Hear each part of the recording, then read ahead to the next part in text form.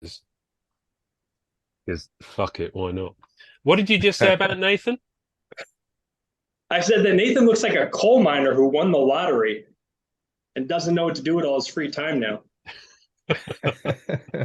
See, I was just saying to Nathan before you jumped on, I was just saying that he looks rather trim. I think he looks rather healthy and rather, because he's moved and He was a it's vegan. summer. And are you? Are you a vegan? No, not No. even close. Do you eat vegans? For me, Well, it'd be red he meat all doesn't he day if doesn't I had to declare choose. that. You see, Nathan was raised conservative, but he's actually a reformed liberal. Am I vegan if I eat cows that eat grass? Exactly. Exactly. I only eat vegans. Reminds me of the old phrase, I love kids, couldn't eat a whole one. Right. Let me kick us kick us off. Oh boy. Anything could happen in the next half hour. Hello, everybody. My name is Ian Taylor, and you are listening or watching to the Marble Card Collectors Podcast, your weekly digest of hobby goodness. Joining me this week to generally piss and moan about the price of the new Masterpieces set is Nathan Brabon of True Blue Collectibles and Billy Vezzosi, close enough, who we all know as Watch Me Open. Welcome to the podcast, gentlemen. It's gonna be a fucking. This is where we get canceled. This is where we get cancelled. We're gonna have to run. You're You know, gonna like have when they do a live taping and they can't air it, so they just do like a best of or a rerun. A clip We're show. gonna end up having to put out a rerun this week. I can put out a clip show, no problem at all. Yeah. Yeah, that's fine. That's fine. It's gonna be a 2-hour episode just on how to say his last name. Oh, don't even get me started. Don't even get me started. Look, I've So Nathan, how many times have you? This is your second time here? Third. Third. Oh, that's Yeah. cool. Billy, you're on 5. Yeah, this is 5. 5. Yeah, Nice. this is 5. We don't call him Billy 5 times for nothing. There's a hat that comes with it. So where is it? It's on its way. You know, Okay. postage is takes a long time. But 7, I get the crown, So crown, so, and then there's a cape and a scepter. hang on, no. The scepter is 10. Told me No? 7. Oh well. Sorry, it's in the small print. Timing. It's in the small print. You remember that movie, The Santa Claus, where the small print is like really, really Oh tiny? yeah, Is that one of those? Literally the Santa Claus. Yes, exactly. Right. So, Nathan, Yeah, you this will isn't get the to Tim Allen speak on this. podcast. You will get to speak Hey, at I some don't point. mind. You don't mind. You don't mind. Oh, I just love hearing your voice. So I wanted to talk this week about shit. I almost knocked something off the wall. Mental Con, and then we're going to get into Masterpieces, the new one. But can we talk about Mental Con first, Nate? Because you're what, 6 weeks post Mental Con now? Got to be 6 weeks. Yeah, pretty much 6. Yeah, 6-ish plus weeks, 6 is plus or minus a few days. And had you actually? Because I know you've just relocated. Had you moved at that point? We moved the week after MentalCon. So Right. we did the stream Friday and Saturday night. That next Friday and Saturday, we were packing up the truck to move. Right. And roughly how many miles? Because I know you've moved to a different state. But roughly how many miles are we talking here? It was about 14 hours. But I think it's like Wow. almost 900 miles. Wow. Okay. So and that's the thing. America's such a big ass place that We you think in talk terms about of moving. hours too. I could see him. I could I see know. the steam coming out of his ears when you Yeah. ask him how many He's miles. trying to process that calculation. Yeah. The thing is, you say that to me, that's like the distance from like the top of England to the bottom of England. In fact, it's probably slightly more. So, you've got so much more distance to deal with. No, I'm thinking, no, the reason I ask is because I imagine MentalCon feels like a whole other place as a result, because you've got the physical relocation and you've got the time since it happened. So just so I know you probably said this somewhere else, but just because this podcast will hopefully be a bottle that washes upon the shore of someone's content feed in years to come. How much did you raise in the end? Over $21,000 we raised in a 24-hour time period for something that was put together in less than 2 months. Wow. Okay. And did you have a soft goal going in? $5K. Oh my goodness. Okay. Yeah. That's got to be satisfying. So Saturday morning, during Justin's segment of the stream. That was right before Fred and Ian came on. We were at right about 3,300-ish. And he's like, if you get, if it goes next, the person that gets it over 35 gets this card or whatever. Yeah. And we hit that just before the Fred and Ian interview. We already had a proxy bid from China come in for one of their sketches, but we had to wait for confirmation and for that segment. So I already knew we were going to break the 5, but nobody else knew that. Like Jake didn't even know that. So we were just waiting on confirmation on that bid. But at that point, it became, where can this go? Because we had all the, and this isn't to discredit any of the artists that came before that, but we had all the heavy hitter artists coming in later that day. Dre and Ash were coming in later that day, and Old Man Venom were in, and we just had Michael Munch on the morning with you, Ian. So, I mean, Saturday was pretty loaded with guests. So it just became, where's this going to end at that point in time? So I think the proxy bid from China certainly helped confirmation bias on that second sketch piece that went for more than the proxy bid. So Freddy and sketches together went for $6,100. Wow. Wow. I imagine you had like unplanned donations and stuff along the way too that helped you get there that you didn't account for. Exactly, yeah. And then of course, you got to be a troll to all these other trolls that are out there, and you got to forget them in the credits, and then you got to have that conversation so publicly. I'm sorry, Billy. It's fine. I forgot to add you to the credits. Like 30 names there. I'm 5% of the take.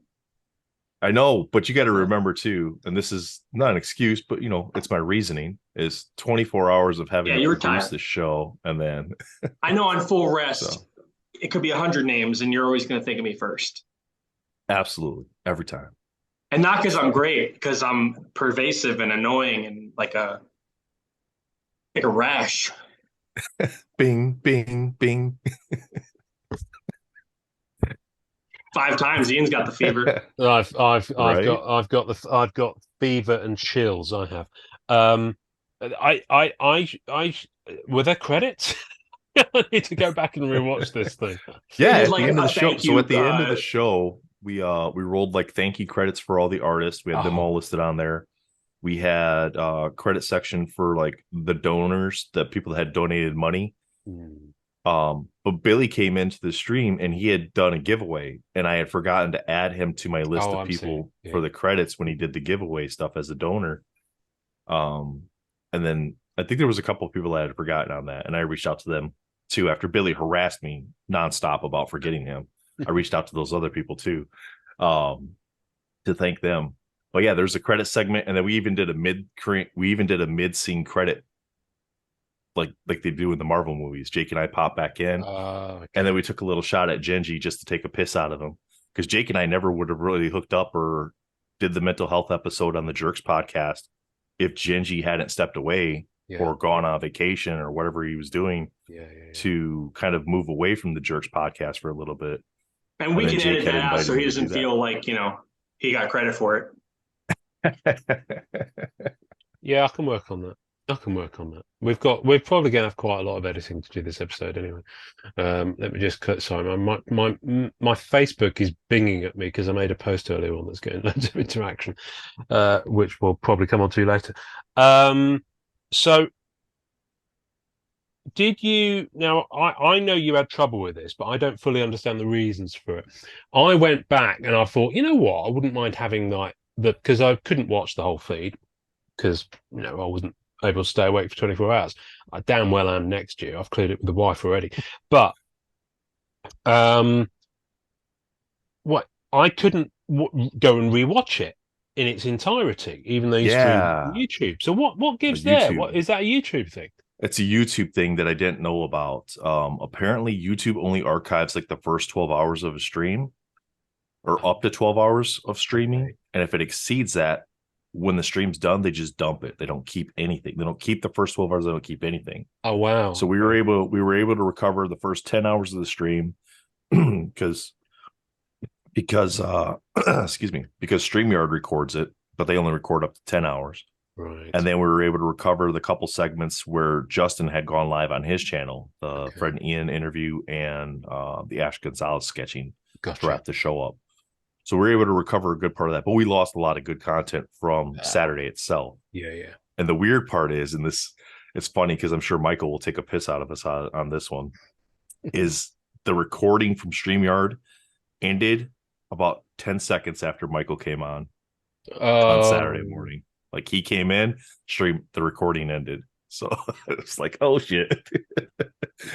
The magnificent munch. Yeah, so that was disappointing. So we got some stuff kind of in place and that we're working on to make sure that doesn't happen for next year's event, because next year's event's going to be twice as big. So okay. So what can you tell us about next year's event? I mean, you've got a logo already. We got a logo already. Joseph Reed, Old Man Venom, he did the logo for this year's event. He's going to tweak a few things that he wants to personally tweak. He's going to do some variant options for us just because he wants to do some variant options. But I really like the logo this year. It kind of resembles a little bit of the metal logo from the Marvel cards, with a big brain in the middle of it. So we're going to be able to, next year's event, we're going to do 48 hours. Jake and I are not going to stay up for 48 hours. Wow. Okay. We're breaking it down, different segments. So we're going to have Marvel card segments. We're going to have Pokemon segments. We're going to have Star Wars segments and potentially a couple others there. But we're going to have hosts for those individual segments. Right. So that way they can get their guest lineup situated based on the schedule they're provided. They can get their guest lineup. It expands the reach of what MentalCon is to then potentially raise more money for charities. So we're still working what charity or charities we want to be a part of. And then all those different segments, we'll do a 48-hour show. We'll be able to pop in and out host of the show to essentially pop up comments, move cameras around, that sort of stuff. Just last week, we did about a 1-hour stream, kind of giving some of the details of what we're looking at for next year. We're always open to chat and the community's involvement and their ideas in it. Was that on your weekly show? Not Billy's. Was that on your weekly show that you did that? No, that was last week Sunday we did it. Okay, so it was something separate where you just talked about that. Yeah, because we just got the MentalCon YouTube channel up, so we'll be doing that once a month on the YouTube channel for MentalCon.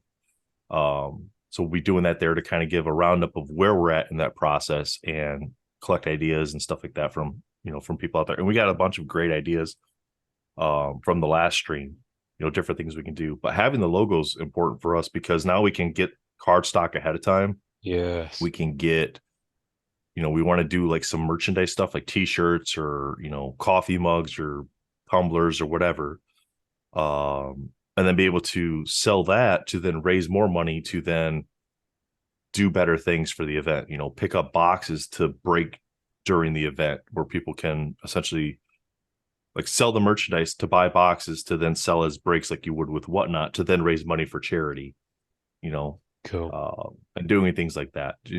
Different little fun aspects that we want to add to the stream. Definitely more structured. This year we had a schedule, but we weren't sure how that schedule was going to go because it was the first time we ever did anything like this. So it was like, okay, we only have a couple people per hour time block. That should work, right? Well, we found out that a half hour per person or 45 minutes per person really isn't enough. We had a lot of overlap, which was fine. The conversation flowed, but I think we want to allow people more time to talk about their stories and, their collecting or whatever they want to talk about. So we want to find or just hard stops on those segments.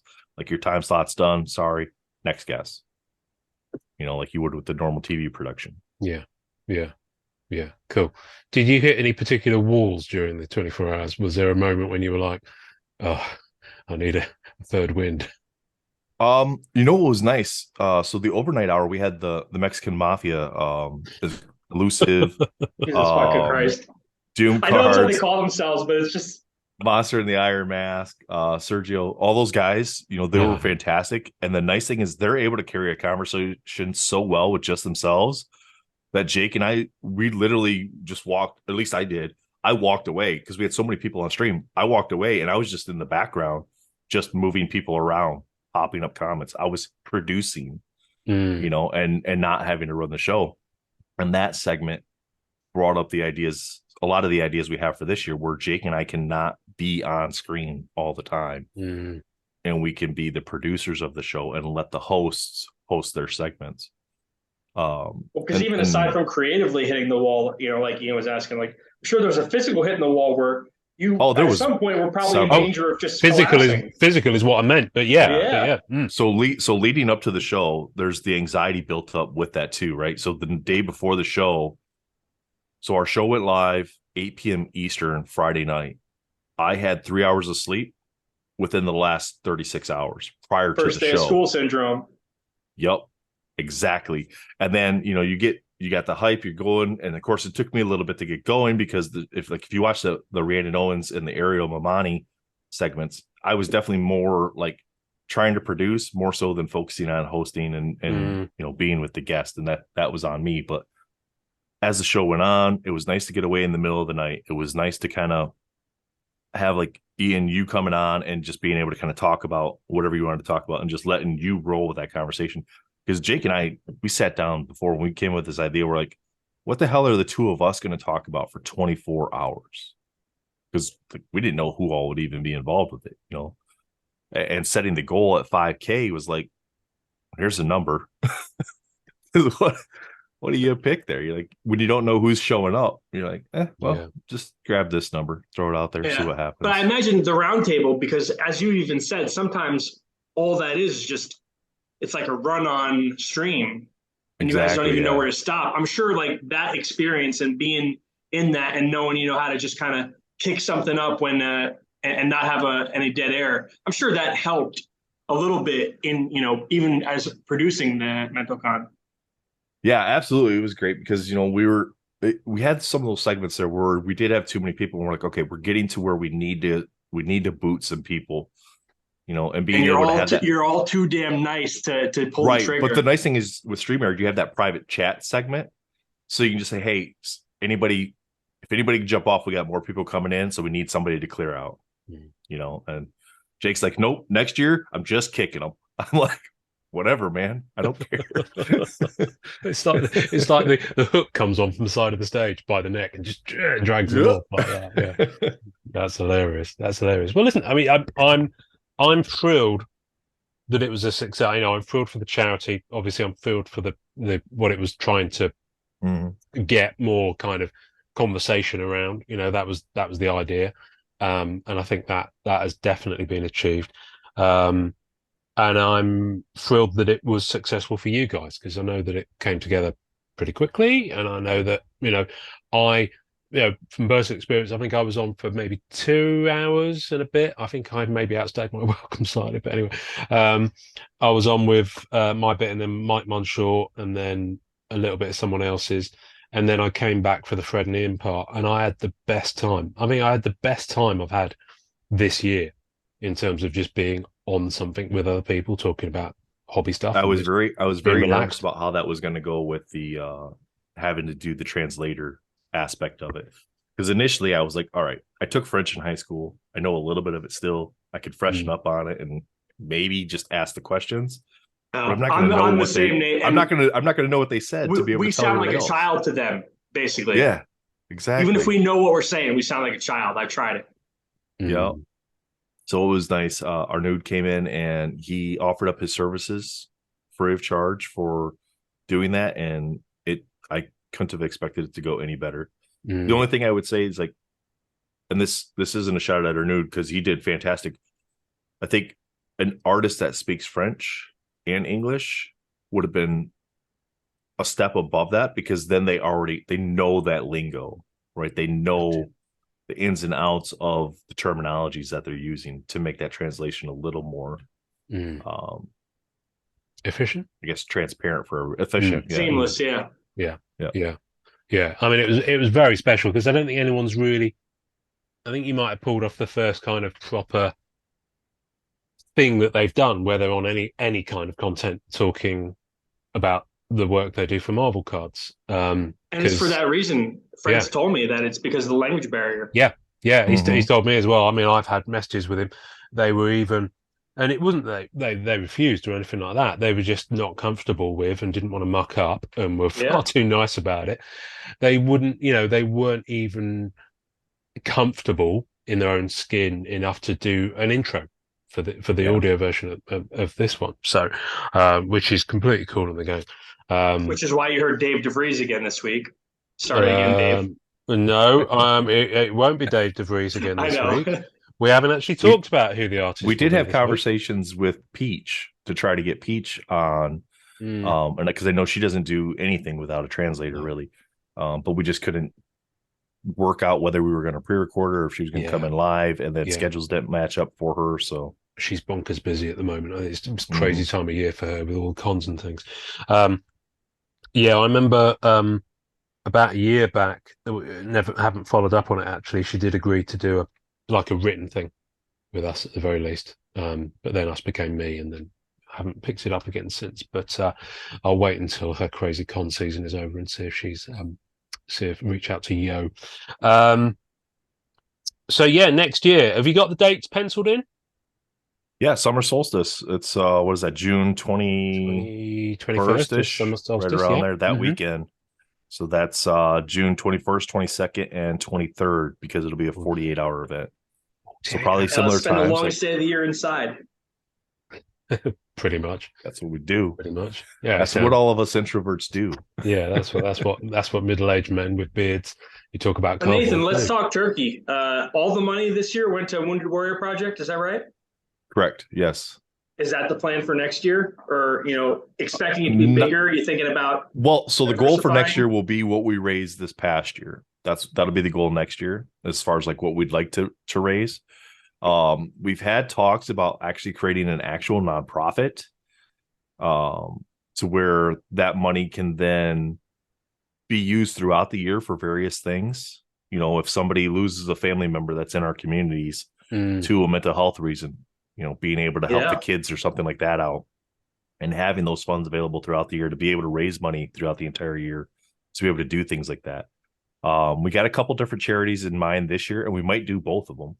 I think some of the conversations have revolved around doing charities that are more like personable, where you could see that impact, Wish, or like Make-A-Wish does, where they have like people go and they do things. There's charities that the people dress up as superheroes, and then they go and they meet the kids and stuff like that, and you get to actually see that result versus just okay, we donated money to this charity.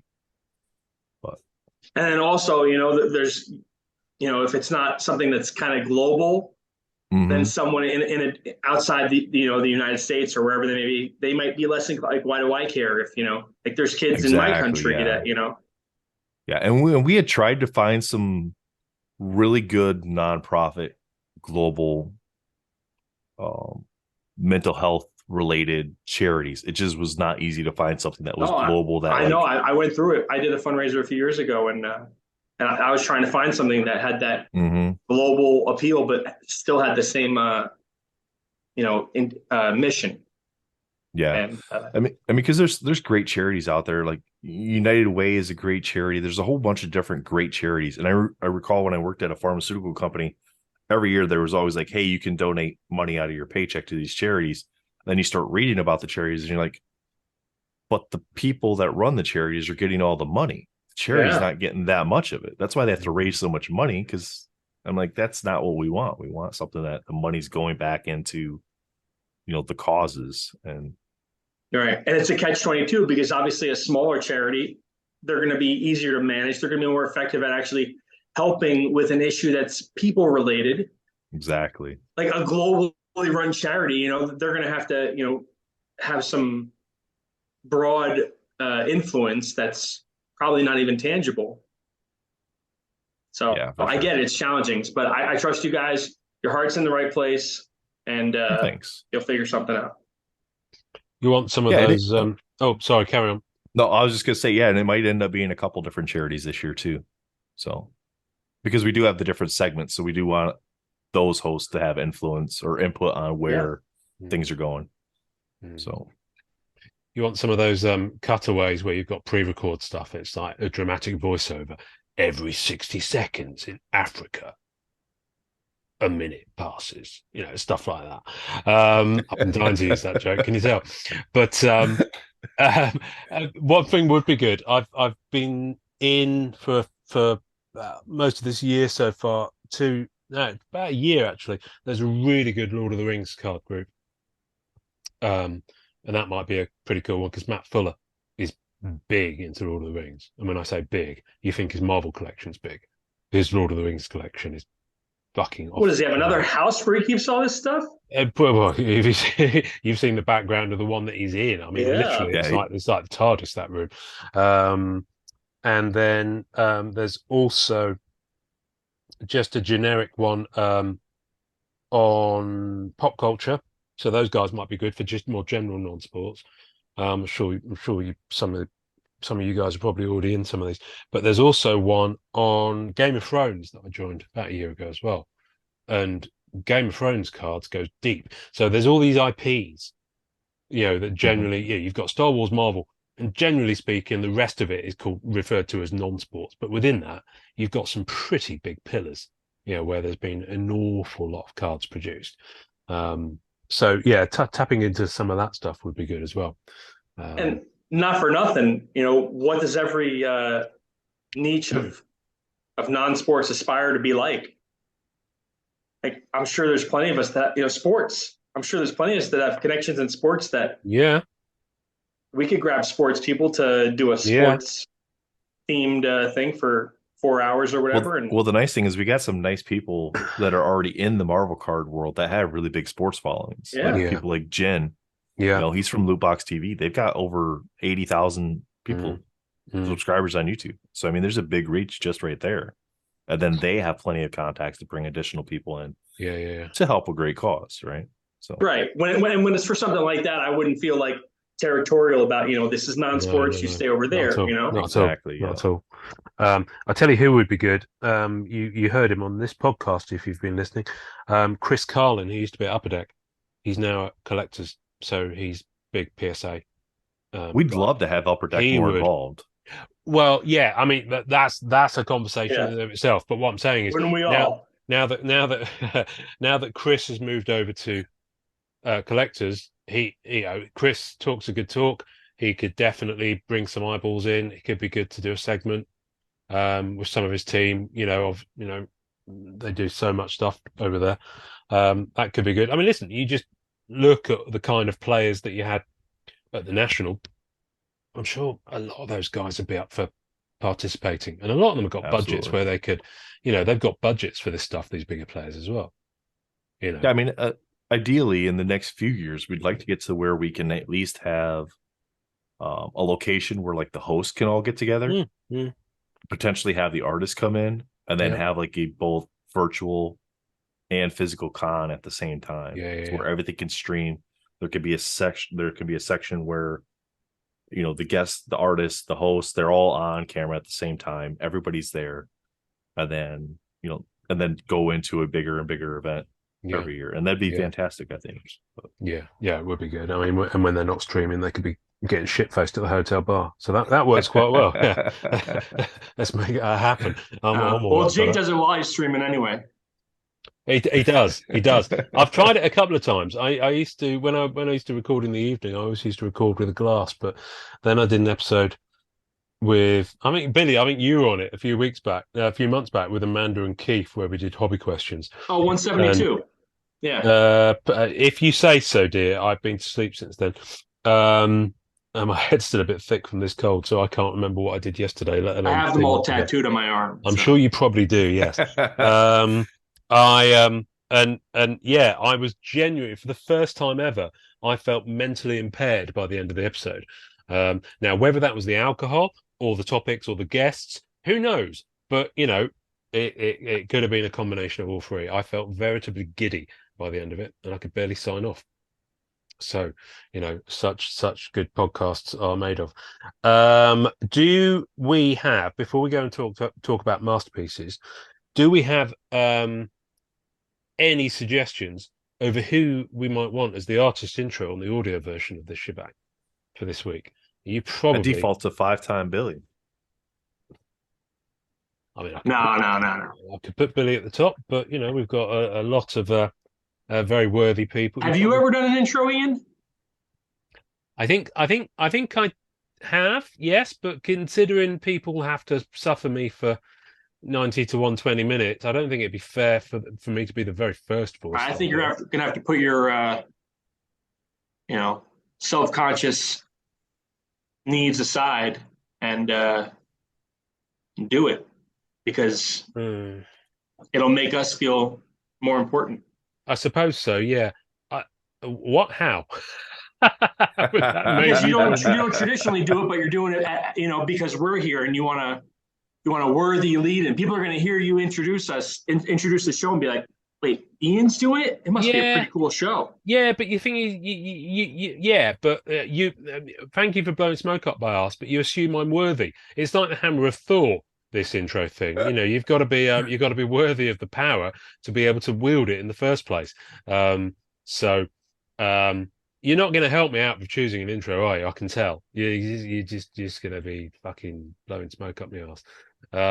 So there will be an intro at the front of the audio version of this episode, folks.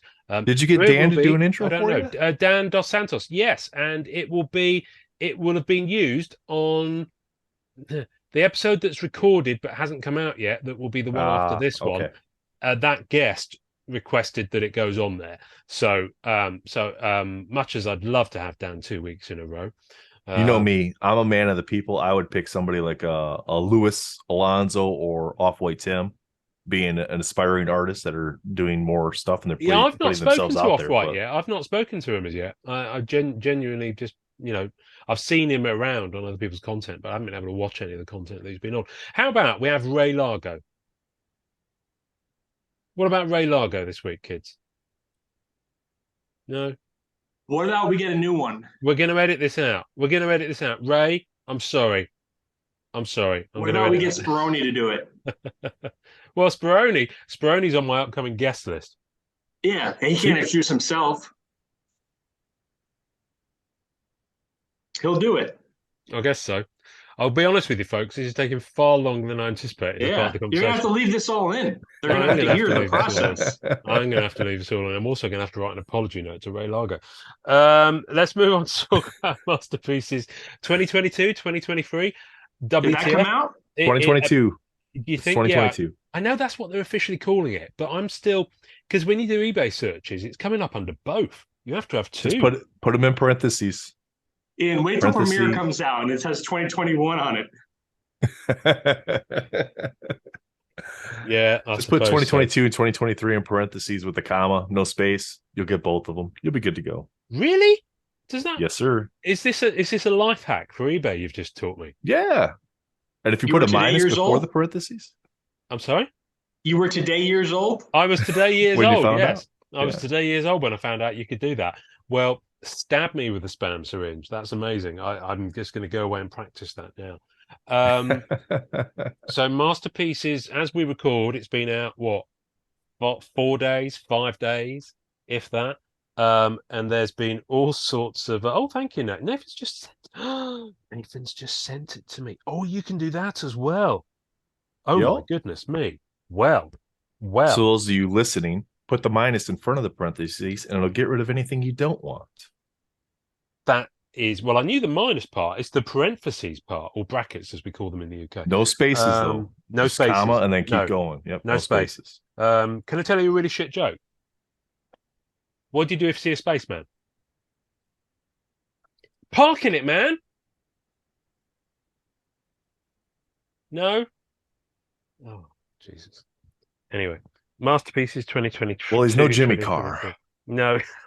Oh, thank God for that. I can't stand Jimmy Carr. Seriously, first against the war and the revolution comes if I had my way. Loads of American listeners are going, Jimmy who? He looks like a ventriloquist doll to me. Oh, it's just... He does, doesn't he? I can't stand the guy. I really can't stand the guy. You're never going to unsee it now. And I don't just mean the two of you. I mean everybody listening.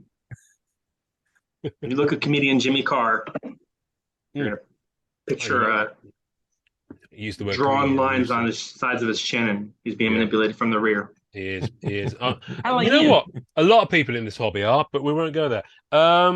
So right, and so I'm going to be our GPS that's going to remind us.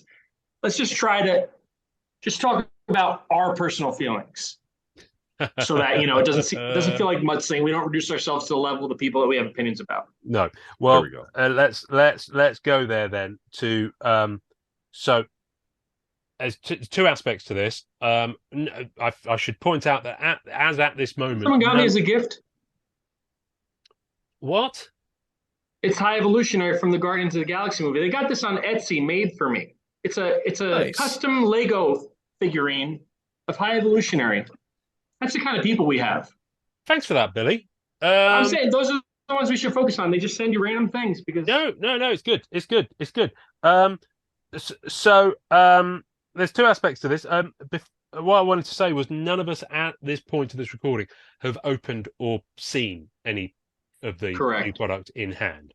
Nath, I think you've got 2 boxes coming, was it? Yeah, so we're recording on Sunday, so tomorrow the 2 boxes I have are supposed to be coming. Oh, yeah. To be fair, Ian's seen the work longer than any of us. Have I? Didn't they show you stuff? No. Oh, I thought you got to see stuff. No, mate. No, I'm not inside circle on this one. Not even close. Not even close. So, so of the pieces that you've seen coming out, what's been the most pleasantly surprising piece that you've seen break?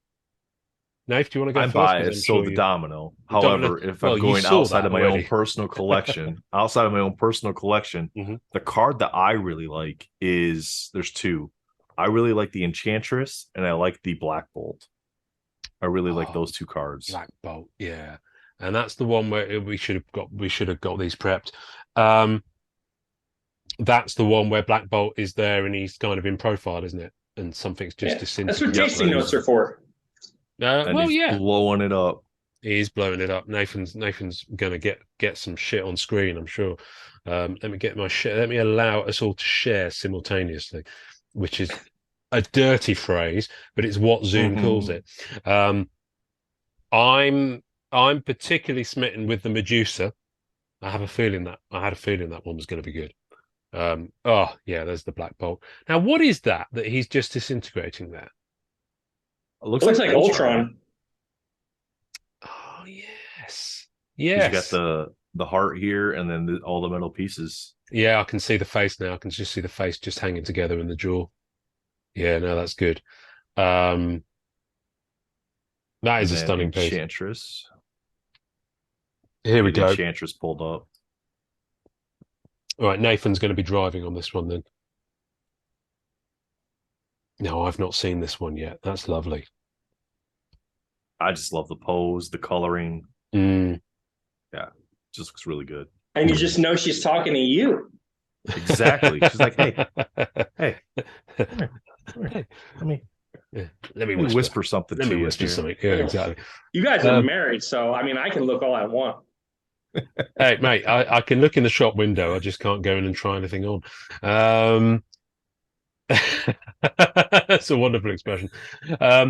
So Medusa, I really love. The other one that I saw that I'm pleasantly let him pull the Medusa because that one's no. With the effect of the hair. The Medusa is amazing, and when we're there, so keep sharing, Nath. And we're going to take a little walk through people's eBay listings. I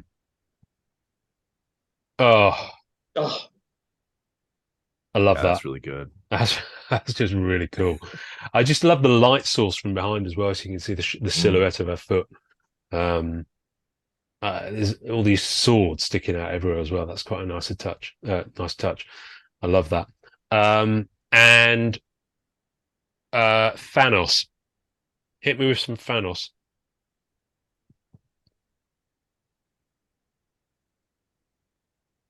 That's nice. That's the holofoil. That's the holofoil. Is there? Yeah. I don't think I've seen the base. Is there a base one as well? Let me see if we got a base one on here at all. Let's have a little stop for the pre. I think it's the same art. It is the same art. Yeah. Because the holofoil checklist is messed up. We did figure out the 20 that are available. Yeah, let's talk about that in a minute. 14 that are not correct. So let's talk about that in a moment. Go back to that prelim that was on that listing as well. Sure. Because can I just say, I'm absolutely loving Dan's prelims on this set. So see, now I've heard some let difference. me follow up that. How do you feel about like if that's what you're going to get as a redemption? I'm absolutely fine with it. Okay. Because I mean, as a card, it's one thing, but you know, for some people, it might not translate to the the 5x7, Well, of something that they're course. going to want to hang on a wall. Yeah, of course. I think listen, I'd be happy with it. I mean, I've seen the Black Cat one, and I love I love the simplicity of it. It's nice just having the line work on there. Right. And it's it's different. I like the fact that it's different because of different artists. Simone's. I mean, listen, if everyone's prelims was as Simone's were, I think it'd be a whole different ballgame. But Simone's are obviously in a class of their own. I think Dave's and Dan's are both very much the result of their process that they go through. Yeah. No, so I always love how the idea. I'm sure Dave's explained to you how he did his, but it was like I'm going to use these 3 colors, and if I can't get my idea to work with just these 3 colors, then it's not worth it. And yeah, I really like these. I really like these a lot. Billy, what have you seen that you were particularly tickled with? So I can't get away from Battle Spectra, or sorry, I'm going to get into first gripe with the structure. Spectrum. Now it's Battle Spectrum. It was Battle Spectra before. Spectrum. Right. Okay. Yeah. They changed it to align with the other parallels that are called Spectrum. And the whole lack of alignment within. We'll get to that. Rogue versus Mystique. Oh, the Rogue versus Mystique. Actually, while you're on that, Nath, sorry. How toned is Spidey's butt in that photo?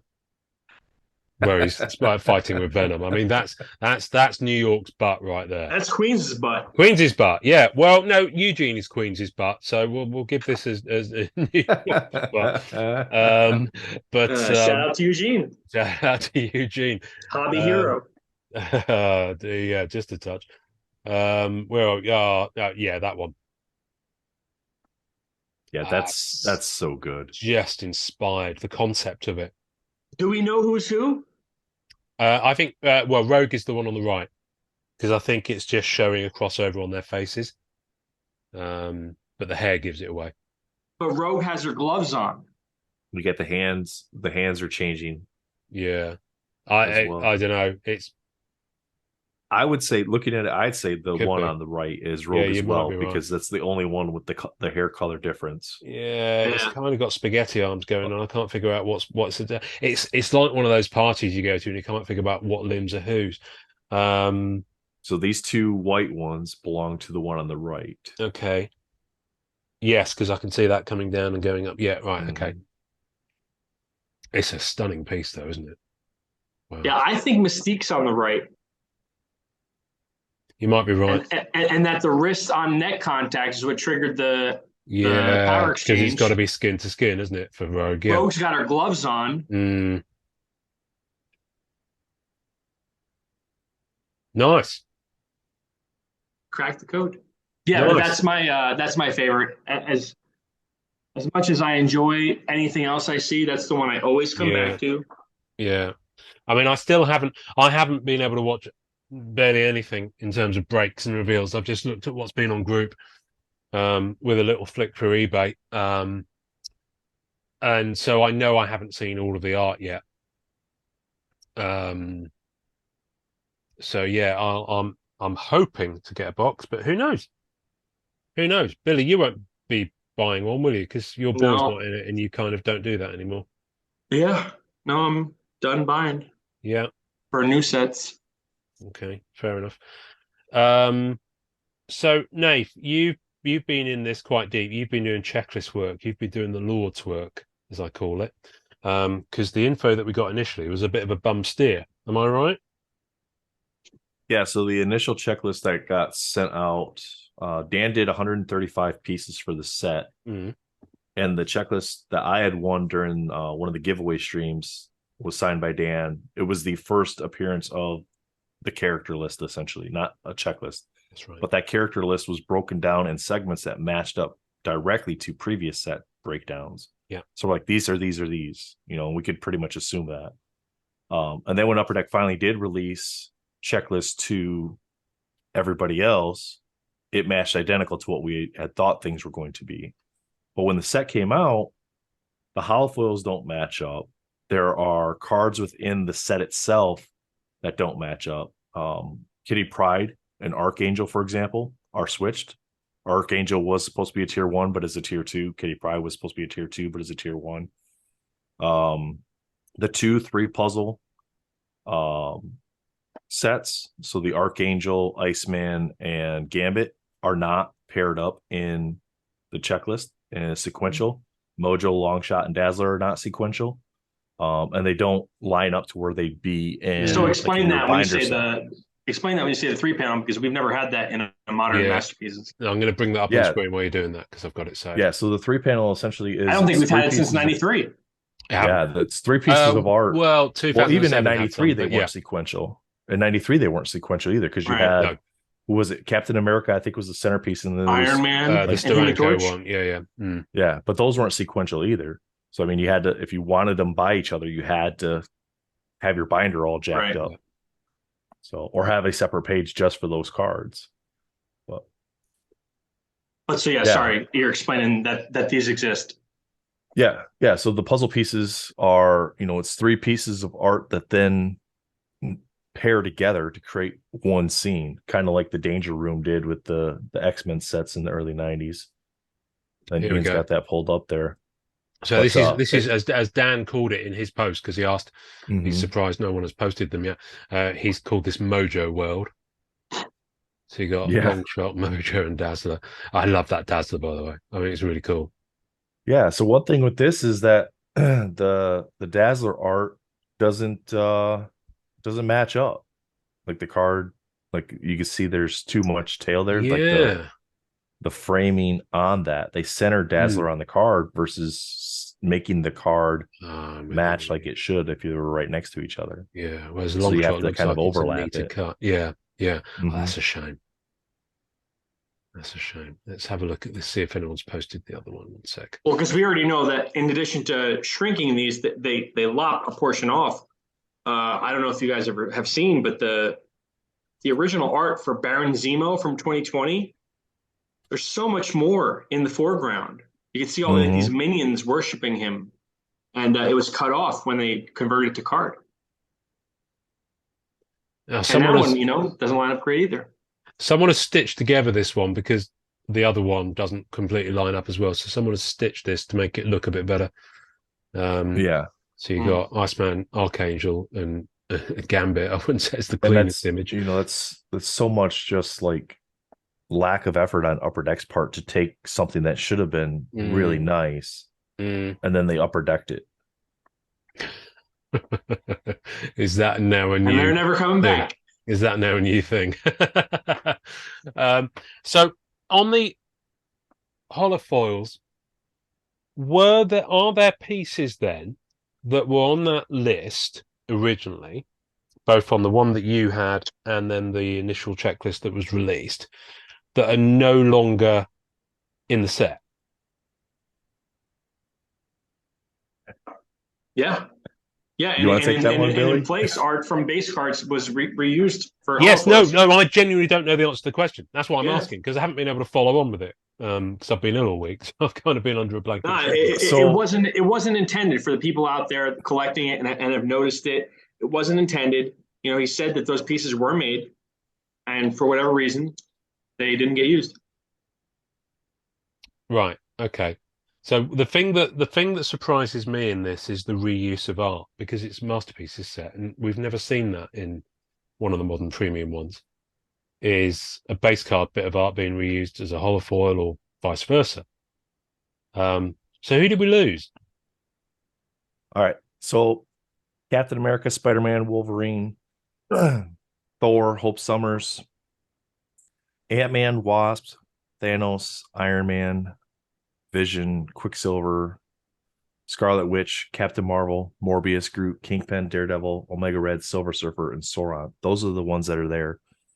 Cardboard Connection has already updated the checklist to remove the mistakes.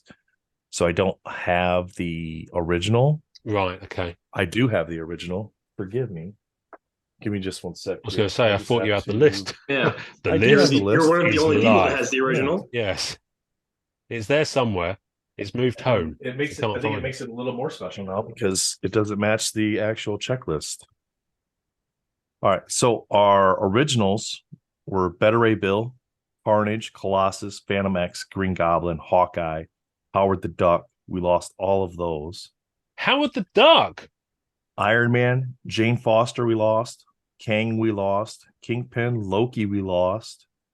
Magneto, we lost. Morbius, Mystique, Nick Fury, Sauron, Shadow King, Silver Surfer, and Tigra. So we lost Tigra and Shadow King as well. You don't go to the zoo and see a tiger. You see a tiger. Tiger.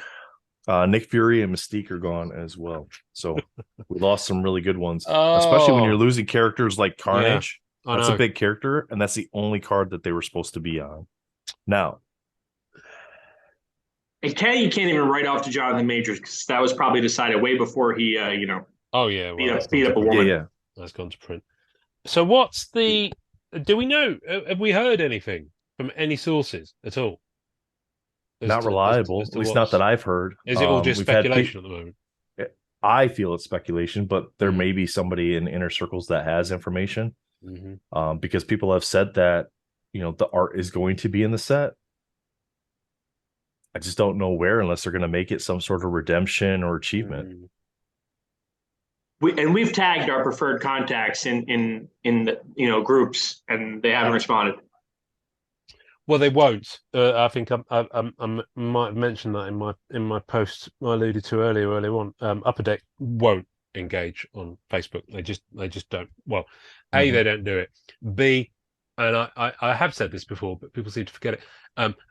My understanding is, as of about 2 years ago, when I was told this by someone who doesn't work there anymore, is that they all sign a contract that says if there's any post on any social media platform that is negatively talking about either a product or the company, they are not allowed to comment on participate. They're just but to say where the art's going to be used isn't something. Oh, I know, but no. What I'm saying is that he's saying they're trained to avoid controversy. Basically, right? I think even without that, they're just, it's not in whatever the remit is at the moment, whatever their comms plan is.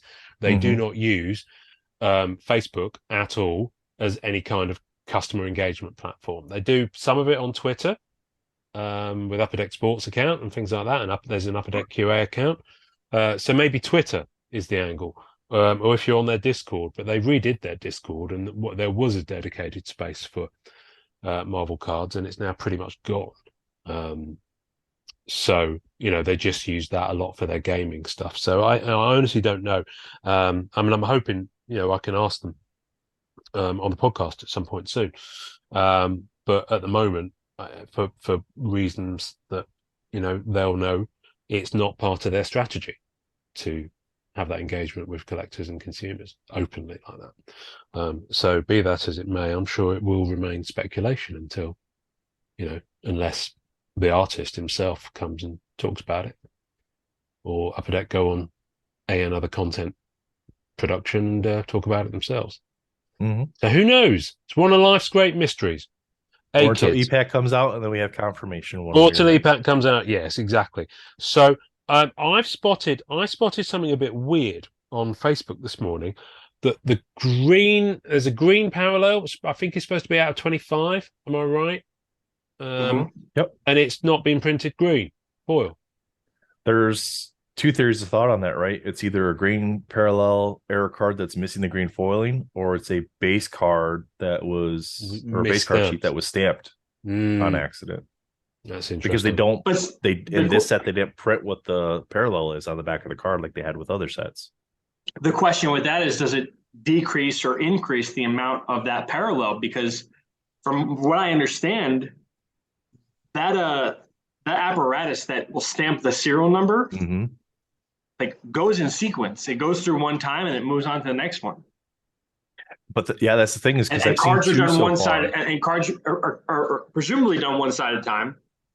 So I don't imagine that there's something out there with a complete green front and back, in addition, to the ones that only have the serial number. Yeah, and I've seen two. There's been a Lewis pulled a 25 of 25, and then I saw one that was like, I think it was 22 of 25. So they wouldn't have even been on the same sheet to have that error. Yeah. So like Billy said, does it reduce the number of greens that are out there? Yeah. I've seen two characters. Does that mean that there's 25 out of 1999 with a green front? Tough to tell. Tough to tell, because the thing is, the stamp. I haven't looked at it much on this year, but I hadn't spotted that it doesn't say like legendary purple or epic orange or whatever it used to say on the back of the card. So if they've taken that off, that's an odd one, given that they've started putting it on the back of like beginnings and Allure. They actually started typing it on the back as well. But if you're going to do 20 parallels, you've kind of got to do that. But what is interesting is that the foiling of the numbering usually matches the foil that's it's supposed to be. So then the stamp on a purple would be a purple. So I did just eBay search an emerald green out of 25, and it does say emerald green on it. Oh, it does. Show me. Not that I disbelieve you, but show me so that our audience can also see it. Good. Well, the audience will be able to see it too. Well, they will, and it'll be like, look at what you could have won, because I'm sure by the time this goes out, it will have. Okay, so from what I know, so right down. Oh wow! Okay, right down there, it does say emerald green. 7 of 25. Now just the one that Lewis is that it's got the green. It's got the green foiling. Yeah. Now I know the one Lewis pulled. He said that it didn't say emerald green on it. So let me find, because I do have the one from dear. So many posts. Science. So I've just seen the most another post. Oh my god! On the group, talking about stuff. The mall cop of Marvel cards. Oh dear. That's what he's been reduced to because of these people. It's just these fucking people. I can't find it. I can't find it now. But there was a post where someone had, here we go. No, that's because he deleted it, but I do have an image of it. There was a post by a fella who had pulled, that's right, he pulled a black cat, and it was silver foiling, and it had 12 of 25 on the back, but yes, it did not have emerald green written on it. Yeah, I have that here too. I have that here too. And there was another one posted this morning as well. I can't remember the character. Might be more. So right there, you can see the 12 out of 25. Yeah, that's it. That's the one I'm looking at. And it doesn't say emerald green. That's right. So I would think that this is a base card that's misstamped out of 25. That's interesting. That's really interesting. What I would say at that point in time. Because the other ones do say emerald green. I would say this is a base card misstamped. I bloody want it, though. But to Billy's point, does that then reduce the number of cards out of 1999? Fair point. That's so interesting. I find it fascinating. I think that's a good opportunity to point something out, because and this is the only time I'll pontificate, because I don't think people know. Just like about a year ago, people didn't know that when at 12 p.m. Eastern Standard Time on Monday afternoon, the Upper Deck EPAC website crashed. That it wasn't caused by Fred Ian. They were not complicit in the failure of a website to sell a card that was made based on art they painted. Dan Dos Santos has nothing to do with the production, the design of the structure of the set, the execution. Please don't reach out to Dan Dos Santos about a poorly cut card, about a botched corner. He literally, and I say this, and we all think it's funny, but like, there are people out there right now. Yeah. There are. Yeah. I can tell you, I'll put my hand on a Bible. I will bet a year's pay. There's at least one listening right now that would feel the need to hold him accountable for something like that. Yeah. He has nothing to do with it. He has nothing to do with the price of the product. He has nothing to do with the fact that in previous years, red canvas were numbered to 25 and now they're pink. I'm not. I must say, right. While we're talking about this, not that I'm intending this to be an 2022 shitpost episode, but I've noticed that the foiling on some of those gallery cards is massively off on some of them. Have you seen that? There's a blue in particular. Even on the like hollow foils, they're is it quite a bit off on a lot of them. Yeah. Wow. But why doesn't the color number match across parallels, across inserts? Why are all 101s red? Yeah, I don't know. It's the messing with it. Well, that's because they've moved to golds on some of their other products. So someone somewhere had an idea of like, right, okay, it's got to be gold. It's just, because it was what Golden Treasures in a Loo or something like that was it called?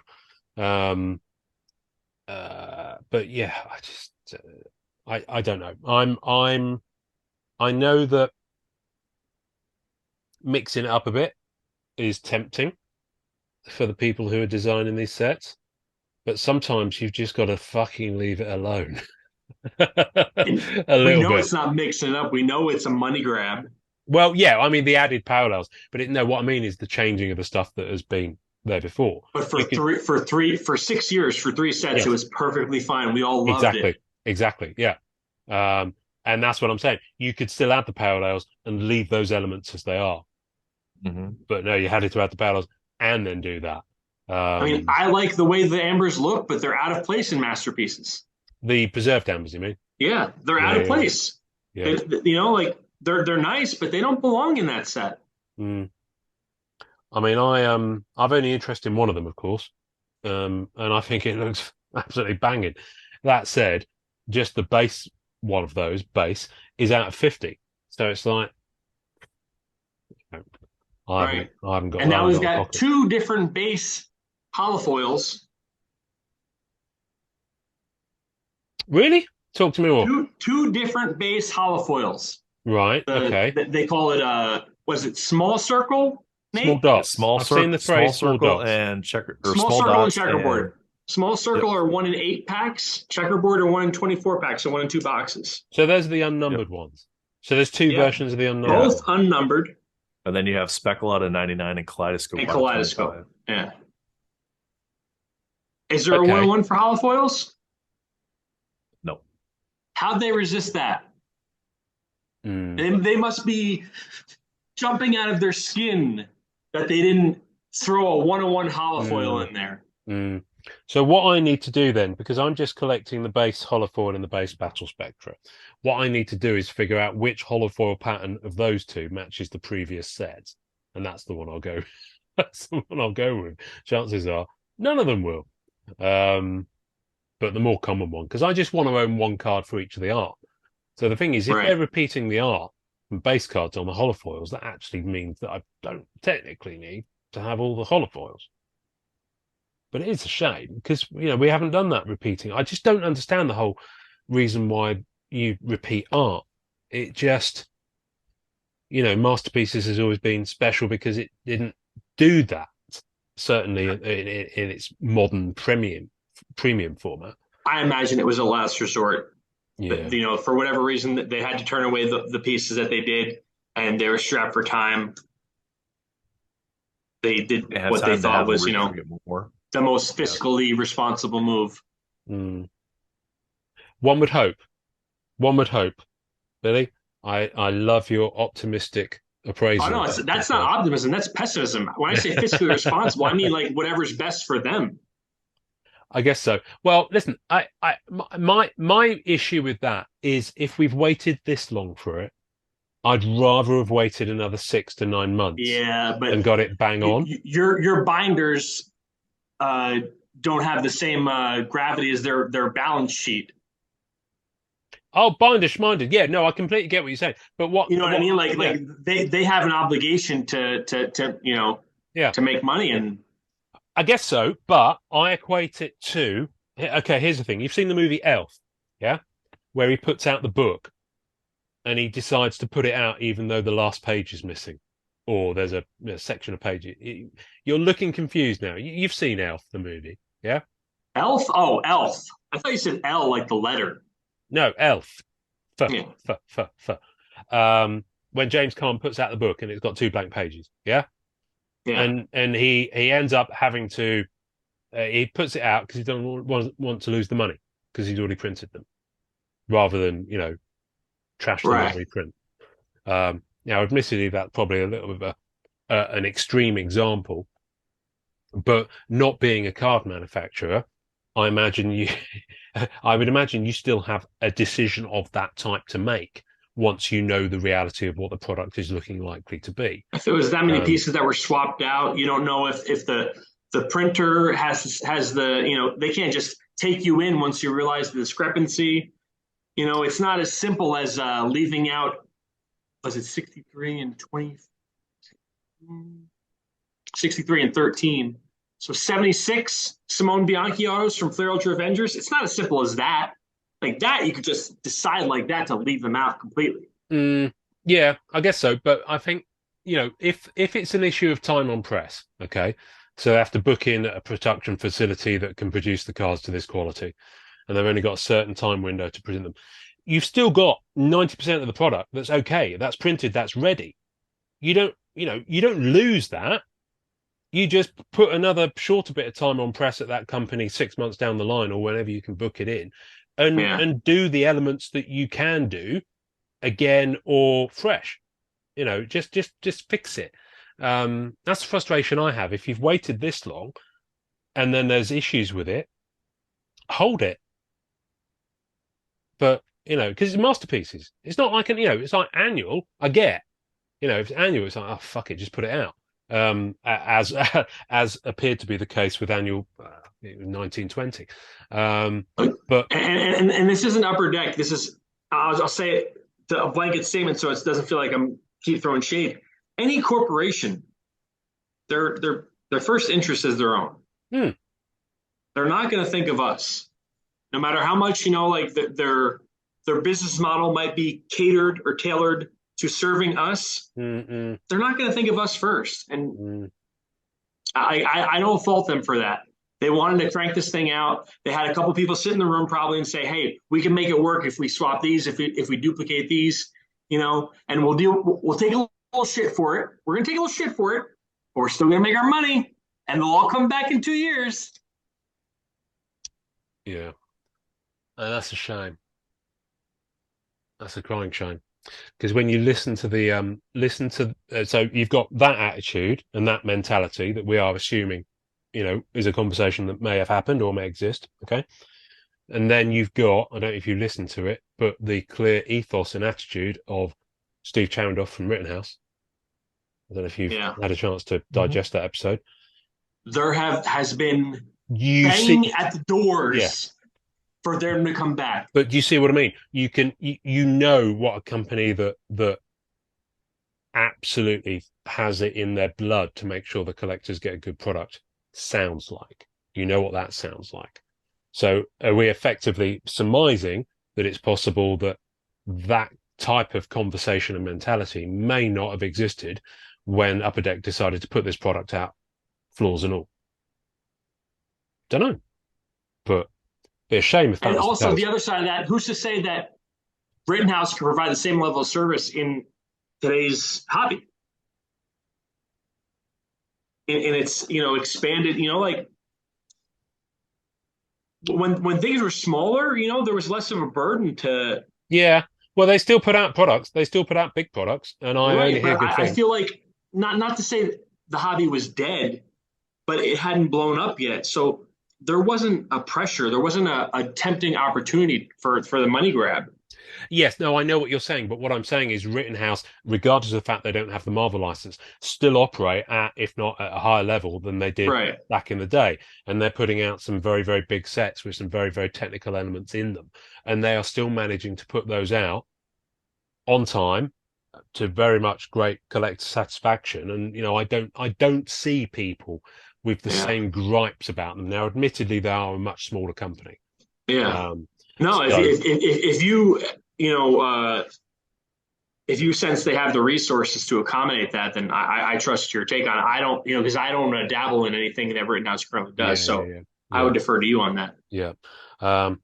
Anyway, let's move on from our theoretical world where the people at Upper Deck are like James Caan from the movie Elf.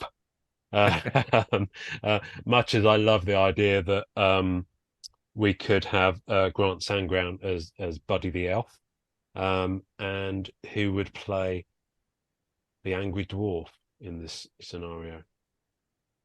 Anyway, what do we think about people's reactions to it so far? Because I'm seeing a number of things. I'm seeing the people who are very vocal about the pricing. And I'm also seeing the people that have been perfectly happy to have saved up, and admittedly they might not be able to buy as much product as they have, but they've thoroughly enjoyed it and they're enjoying it and they're getting the joy from it and they're putting that out there. And then you've got some people who've clearly got a lot more disposable income who are going in balls deep still. There's a little bit of friction between that. So let's talk about the saltiness so far. I like to hear Nathan's take since he's the most mild-tempered of the three of us. So Nathan, what do you think about the spoonful of salt crowd that we've seen a lot this week? Have you got? I imagine you've seen these posts. I imagine you've read them. I've seen the posts, and I'm friends with some of the people that have made the posts, and and I don't mean to be dismissive or rude by saying spoonful of salt, but it's the only way to me, both are right. To me, neither side of it is wrong. Sure, we'd all love masterpieces to be $300 a box. This is not the world we live in the Marvel community anymore. I mean, the people collecting Marvel has expanded so much. We saw it with Spider-Man Metal. Boxes shot up really, really quick because we hadn't had a set forever. Plus, you have PMGs again with the highest selling Marvel character, and you're gonna bring in outside people. Masterpieces is the creme de la creme of Marvel cards to a lot of people. You're bringing in outside people that are going to spend money on this set that don't otherwise spend money on the set. I'm not buying a box for myself, even at $500 a box. I'm just not doing it. To me, I could spend $500 and buy singles later on once they flood ComC for a lot less and build my sets out. But that's how I collect. Yeah. I mean, there's ways to get across your saltiness without completely insulting people either, that saved up their money, that spent their money the way they wanted to spend their money. If people want to buy a box at $900, buy a box at $900. Just know your risk. If you got boxes at $500, you're feeling really good about it right now. Yeah, and that's the interesting thing. I think there are people that have just become quite frustrated, I think, and that frustration has turned into a bit of anger at other people who have been able to afford it for whatever reason, either by choice or by fortune, or just because they want to spend their money on that. It's their money, they can do what they want with it. They can roll it up into a little ball and poke it up their bottom if they want to, or they could buy a box of Marvel Masterpieces. I will say this, for the most part, the boxes I've seen broken seem to be fairly balanced so far in the group. No? You're shaking your head? No. Talk to me. No, boxes that are good are really good. Boxes that are normal are just okay, from what I've seen. Like, you have plenty of boxes that we've seen rip that you'll get 2 serial numbered to 50 or less cards in the same box. And I am extremely happy for those people. But I'm going to use Off-White Tim's box that he opened the other day as an example. He pulled an out of 10 autograph and a 101 print amber out of the same box. Oh wow! Okay, that's not a normal box. I'm just going to pause you for a second, Nate. All you conductors of the conspiracy train out there, don't take this as there's loaded boxes or there's manipulation on Upper Deck to make certain people pull better things. Absolutely, yeah. That's not the case. No, it doesn't happen. Sure, there's influencer boxers that do exist. They make creator boxes for shows and stuff like that. That stuff happens, but the influencers themselves don't have any role in that. Right. So that stuff is for content. For this here, these people that are getting these boxes, it's luck of the draw. Because I've seen Melty Collectibles, he had 3 boxes in a row. He got a Mirage and a sketch card. Mirage, sketch card. Mirage, sketch card. No card serial numbered to 99. No card serial numbered less than 99. Those Mirages are supposed to be 2 per case. And he opened 3 straight boxes with a Mirage. And sketches are supposed to be 1 in 3 boxes. 2 of those boxes came from the same shipment. The other one came from a separate shipment. It's like, how do you get that? It's just luck of the draw, I think, so much. But one thing that people do need to keep in mind is that happens with every physical release where the collation isn't exactly right, and that E-Pack's going to come out and you're going to get what you're supposed to get, and that's all you're getting if you buy a box.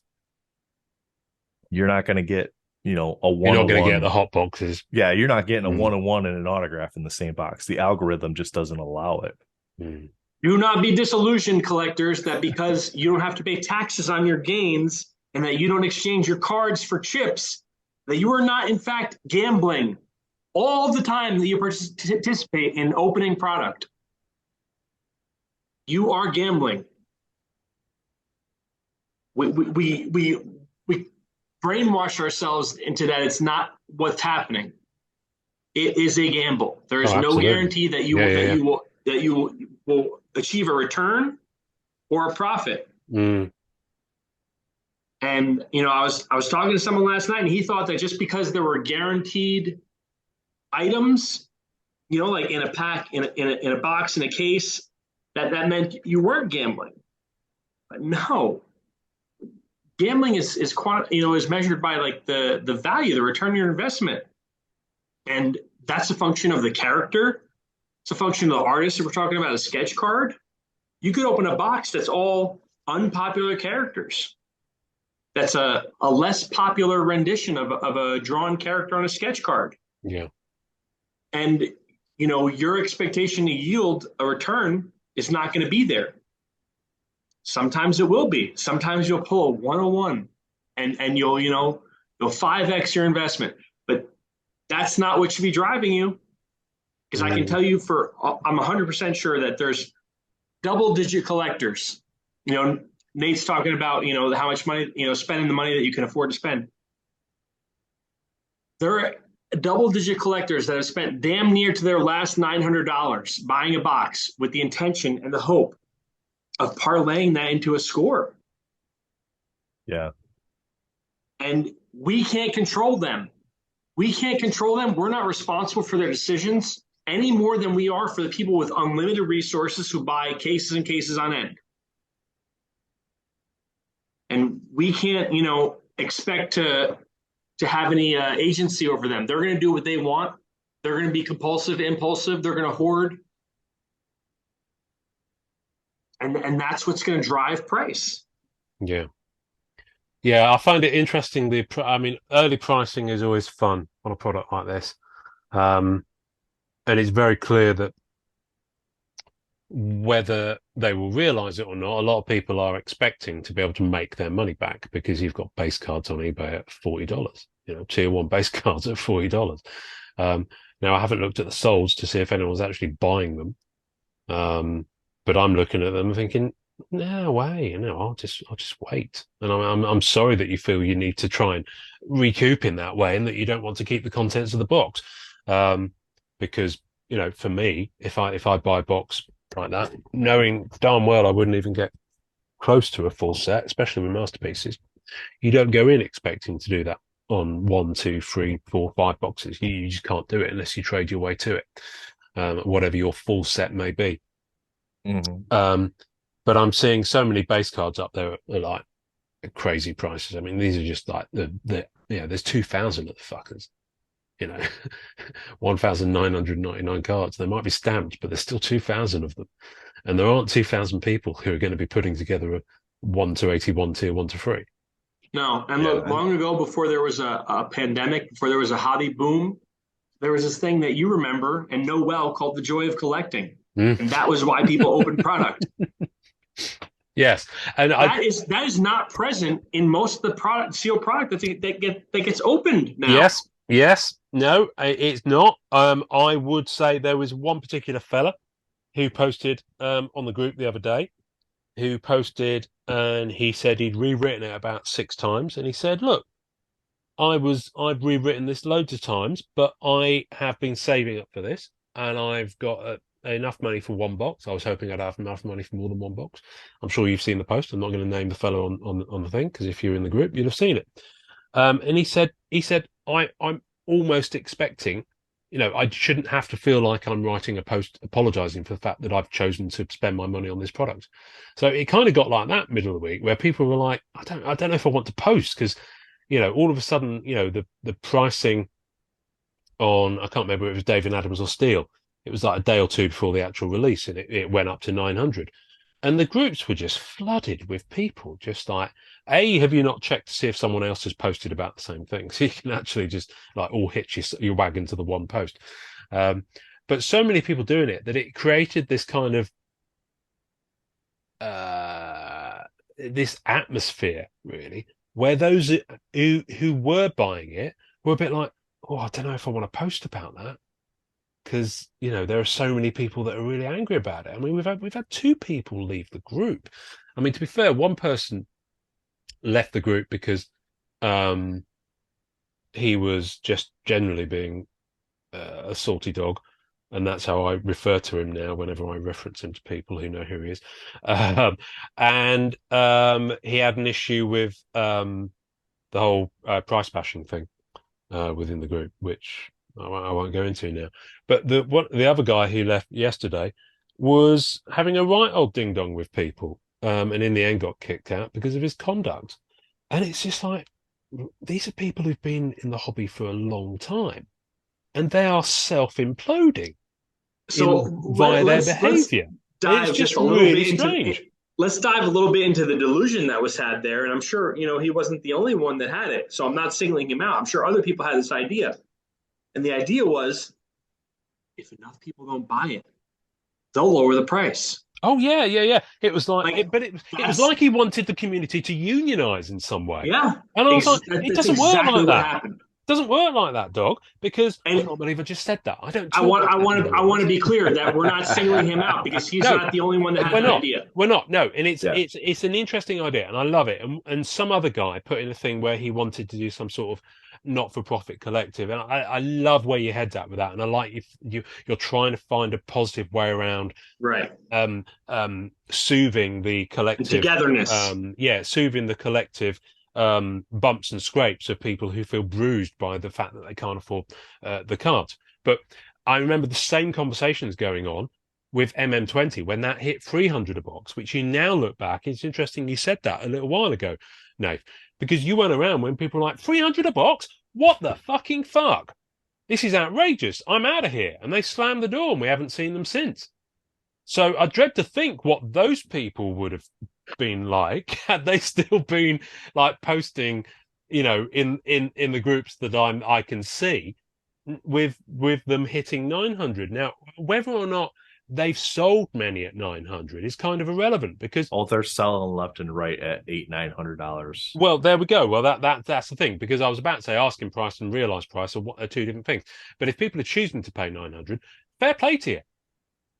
Hats off to you. If you can afford to, and or if you choose to, I say and or if you choose to, because you can often choose to, and damn well you can't afford it, and you're going to have some harsh conversations come credit card. We've all been there. But we've very much, I certainly have. You don't need to be on this call if you haven't been there. Nath, talk to me about your overspending. We'll have an intervention. No, we won't. I can't remember where I was going with that, but it's if you've chosen to spend it, enjoy the fuck out of it. Enjoy the fuck out of it, and don't let anyone tell you that you can't enjoy that, or that you have to open it in the corner. It's like, oh, I don't want anyone to see I've spent this much money, because there are people who are pissed that they can't spend this much money. It's just like, it shouldn't be like that. You shouldn't feel guilt tripped because you didn't show up to the rally. Pretty much. Everybody has to pick what their limit is on what they're willing to spend on this product. I tell you what, on my finite amount of hobby spend that I have these days, I'm having a whale of a time picking up stuff cheap elsewhere, because people are selling left, right, and centre, to be able to afford masterpieces, and or because they're all skin. So I think this time of year is generally pretty low in terms of selling anyway. Judging by, I can't remember who that was that said that. It might have been Pancake. I think I saw headlines from one of his Pancake Analytics things, and he said this time of the year is generally pretty soft in terms of sales. So yeah, I picked up 6 really cool, not necessarily major characters, but really cool early MCU autos early this week for $100. Yeah, I'm happy with that. Thank you very much. Yeah. They're going in the PC, and I can tick some more off. And one of them's a pretty heavyweight actor outside of Marvel. He just had a small role in that movie. So I'm very, very happy with that. Now, could I have spent $200 today on one numbered Black Cat card from the new Masterpieces set? I could, but I've decided that because it's greater than a certain number serial, I'm just going to wait. Right. Because if I spend it on that one this month, I won't be able to buy anything else this month. So I'll just get frustrated. And that's a great point. That's a serial number that a collector has to decide for themselves, that do I feel like waiting is worth the risk that I might end up not having it? Yeah. Because depending on how long you wait, like if we're talking about 10's a number that, if you're set on having 10 in your collection, waiting too long can be not having it. Yeah. Well, I'd say 25 or under. Right. That's what I would. So tightrope. Yeah. But then from the seller's perspective, the people that are buying these hits aren't great in number. No. Because they have to meet 2 standards, right? They have to be interested in owning it, and they have to have the money to buy the prices that are being posted right now. Exactly. Yeah. There's not a lot of those people, and it's going to be an instant drop off when the 3 collectors that are chasing this out of 10 Spider-Man card, when they get their 3, what people are willing to pay is going to be cut in half. Well, that market's gone. If you've got 3 people in the market who are willing to pay $1,000 for a card, once that market's gone, there's not necessarily a 4th person who's willing to pay $1,000. So you can list it for $1,000, but those 3 people have got their card. Yeah, you could see that by looking at bidding history on like the beginnings holograms from Volume 1. Oh yeah, there's a couple people that are willing to pay thousands of dollars for those holograms. But beyond that, you can look at the bid history and go, the next realistic bid is way down here. Yeah. It's just those 2 slugging it out toe to toe in the 11th round. Exactly. Yeah. And none of us are in touch enough to know like who those people are and what they've already acquired. So it's going to come without notice. Yeah. Well, it's exactly what happened when the people who were pumping the PMGs decided to stop like that. Just went down. It dropped like a dishwasher from 20,000 feet, which is a wonderful expression. I often like to use it. But it all comes back to, like you said, the expectation that you're going to, they're going to turn a buck here. Yes. Well, I remember the expectation. I remember having this conversation with someone at Upper Deck when Masterpieces 2020 was being released, and they found it fascinating that there was this expectation, and this was, the boom was kind of happening a bit, but it hadn't really gone cray because it was kind of late 2020 and into 2021 that happened.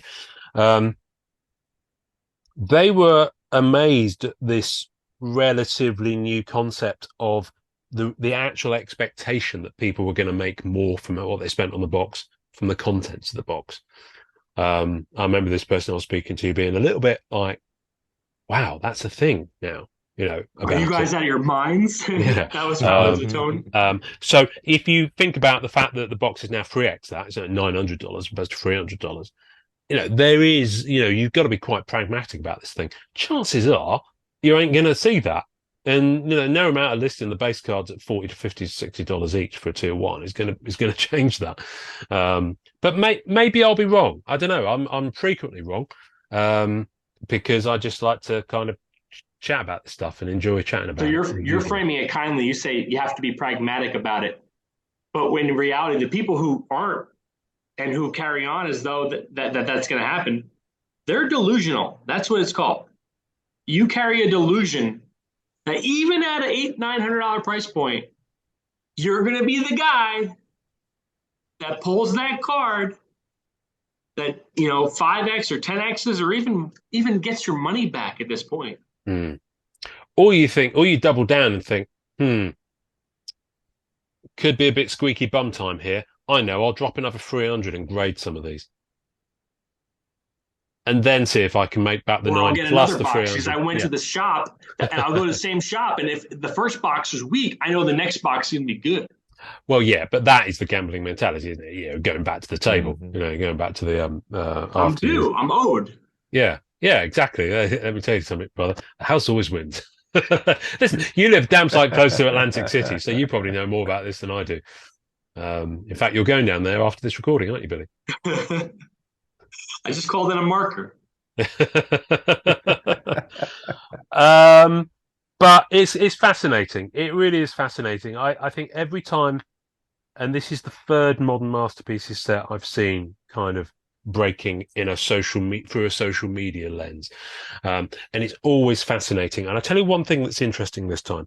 At this point last time, you had a lot of new blood in the game because a lot of the Magic guys came over with Dave Palumbo, and they had a bit of dollar to spend. Plus, it was 2020, and everyone was spending a bit of silly dollar. And at this point in the game, you already had people who were significantly on the way to acquiring and had put their marker down that they were doing so. A full metallurgy set, for example. You knew who the guys who were chasing that. You knew the guys who were chasing an SSA set, or you knew the guys who were doing this, that, and the other. I haven't seen any of that just yet, and I'm not sure if that's because there's not as much product out just yet, or it's because, like you said, it's just a bit spicy for those kind of guys. I think it's, I don't know. I'm not sure on this one. I think a lot of people are still kind of trying to figure out, maybe I'm wrong, but a lot of people still trying to figure out, okay, what actually am I going to be building from this set? Because there's a lot more I'm building my bank account here, Ian. But no, there's a lot more elements. Do you see what I mean? It's always been the case with Masterpieces. You kind of, unless you've got the deep pockets, you've kind of got to choose what you're going for. You've got to set your goals. And I haven't seen many people talk about the goals that they're setting. Nath, have you? Yeah, a little bit. So I'm going to build a base set, and most likely tier 4 is probably going to be purple or gold sig to make up the tier 4, just because the out of 99. Sure, there's 99 cards, but there's still tier 4s. And I could get the purples or the gold sigs for cheaper than I can buy the tier 4 cards, and I could still have the art from that set. In time, I'd love to have a what if set, but I'm not worried about that too much. I do like to kind of get like the base holofoil, the base inserts, those sort of things. Yeah. But the inserts that are numbered out of 50, getting a preserved damage set, probably not going to pursue that. Get as many domino cards as I can get from the set as far as the different variations, because I love the artwork on it. But that's for sale, man. Goals. What'd you say, Billy? So that 101 domino preserved damage for sale. Yep. You can sell a kid real quick. She gone. He's considered it. Thought so, yeah. Let's put the kids into bondage and earn some crust. Yeah, it's interesting. I mean, I at the very least would like to try and mirror what I've done for the last few masterpieces. Bearing in mind that I'm never in so much of a rush on this, because I still haven't finished 2020 doing this. So, and this one's going to be an even longer game. But base 1 to 81, purple tier 4, base canvas, base holofoil, although admittedly that could be a little bit more interesting this time around, base battle spectra, and I usually like to try and get the e-pack achievements for at least tiers 1, 2, and 3. And if I can pick up a redeemed redemption card, just because I like to have that card in the binder, then so much the better, and I'll kind of be happy with that. When I say I'll be happy with that, that's still quite a lot of work. So what I tended to do last time was I tucked away the tier 4 purple pretty much straight away. So you've got to go for the most difficult stuff first. Especially when it's flooded. If you're willing to wait a year or two, but if you wait a year or two, yeah, to start building that out, it's so much cheaper. It is, right? Because while we were talking here, I looked some cards up. So I went to ComC and I looked up 2020 masterpieces, and you can get 2020 tier 1 She-Hulk for 87 cents. Yes, a tier 1 She-Hulk from this set sold for $25. Yes, and they're serial numbered the same. Yep. Sure, there's some art differences there, but it's that initial sale that is going to get the highest. Everything else is going to cost less if you just wait. And so that's the false like objective that a lot of people give themselves, is that they go for, no matter at what point that in the release that they're undertaking this, they're going to go for the easiest ones first. Yeah. When, I was talking to someone yesterday who got a redemption, and he said, I might not even figure out what I'm doing for this set until I see what redemption I get, and then work my way back from there. Yeah. Start with the hardest first, because by the time I get to the tier bases and your what ifs, depending on the tier, it will be that 87 cents. Yeah. If I'm in a rush to do the most common right now, then I'm going to shoot myself in the foot and have to pay, a hefty premium, and then possibly even miss out on the opportunity to get those more rare ones down the end of the road. So yeah, it's tricky. I mean, if I think the only thing that would probably get me to part with my wallet right now is the cat metallurgy, if that popped up, or plate. I seen one, and I seen a domino one too. Not for sale, but just holding I haven't videos seen one and yet. stuff like that. Ian's got a kid he could sell. Oh, they look so good. Yeah, they do. You've seen them from 2020, yeah? I'd have to look them up, but have you actually got one from 2020? No. Oh, they are stunning. The color. There we go. Billy's got one there. The colors on them are ridiculously vibrant. I would even go as far to say as it's probably slightly more vibrant and beautiful in hand than the physical card. But yeah, no, the metallurgy are absolutely stunning. So yeah, no, I'd love one of those. I think they're still 15, aren't they? Is it 15? 25. 25. But they're not hand numbered anymore. It's a printed number. Yeah, I never had an issue with the hand numbering. I know some people. No. It's just another, why change it? Yeah. Well, I think it was only the first year with the insert, so it's not like you had an established history of it. Exactly. Listen, I mean, were people's opinions about the metallurgy in 2020 kind of similar to their opinions about the preserved amber? Like, why is this in this set? No, not at all. Metallurgy was very much welcomed, because it wasn't something that had been. It was kind of a physicality rather than a format, if that makes sense. So the preserved amber looks very much like the preserved amber from Fleer Ultra Spider-Man. I mean, obviously they've done something slightly different with it, but for the most part, it is that insert that's been ported. Whereas the metal, they've done metal cards before, so they did Master of Magnetism in Fleer Ultra X-Men, and they recently did them in Planet Metal. They did Planet Metal, and they did Planet Metal in both the Metal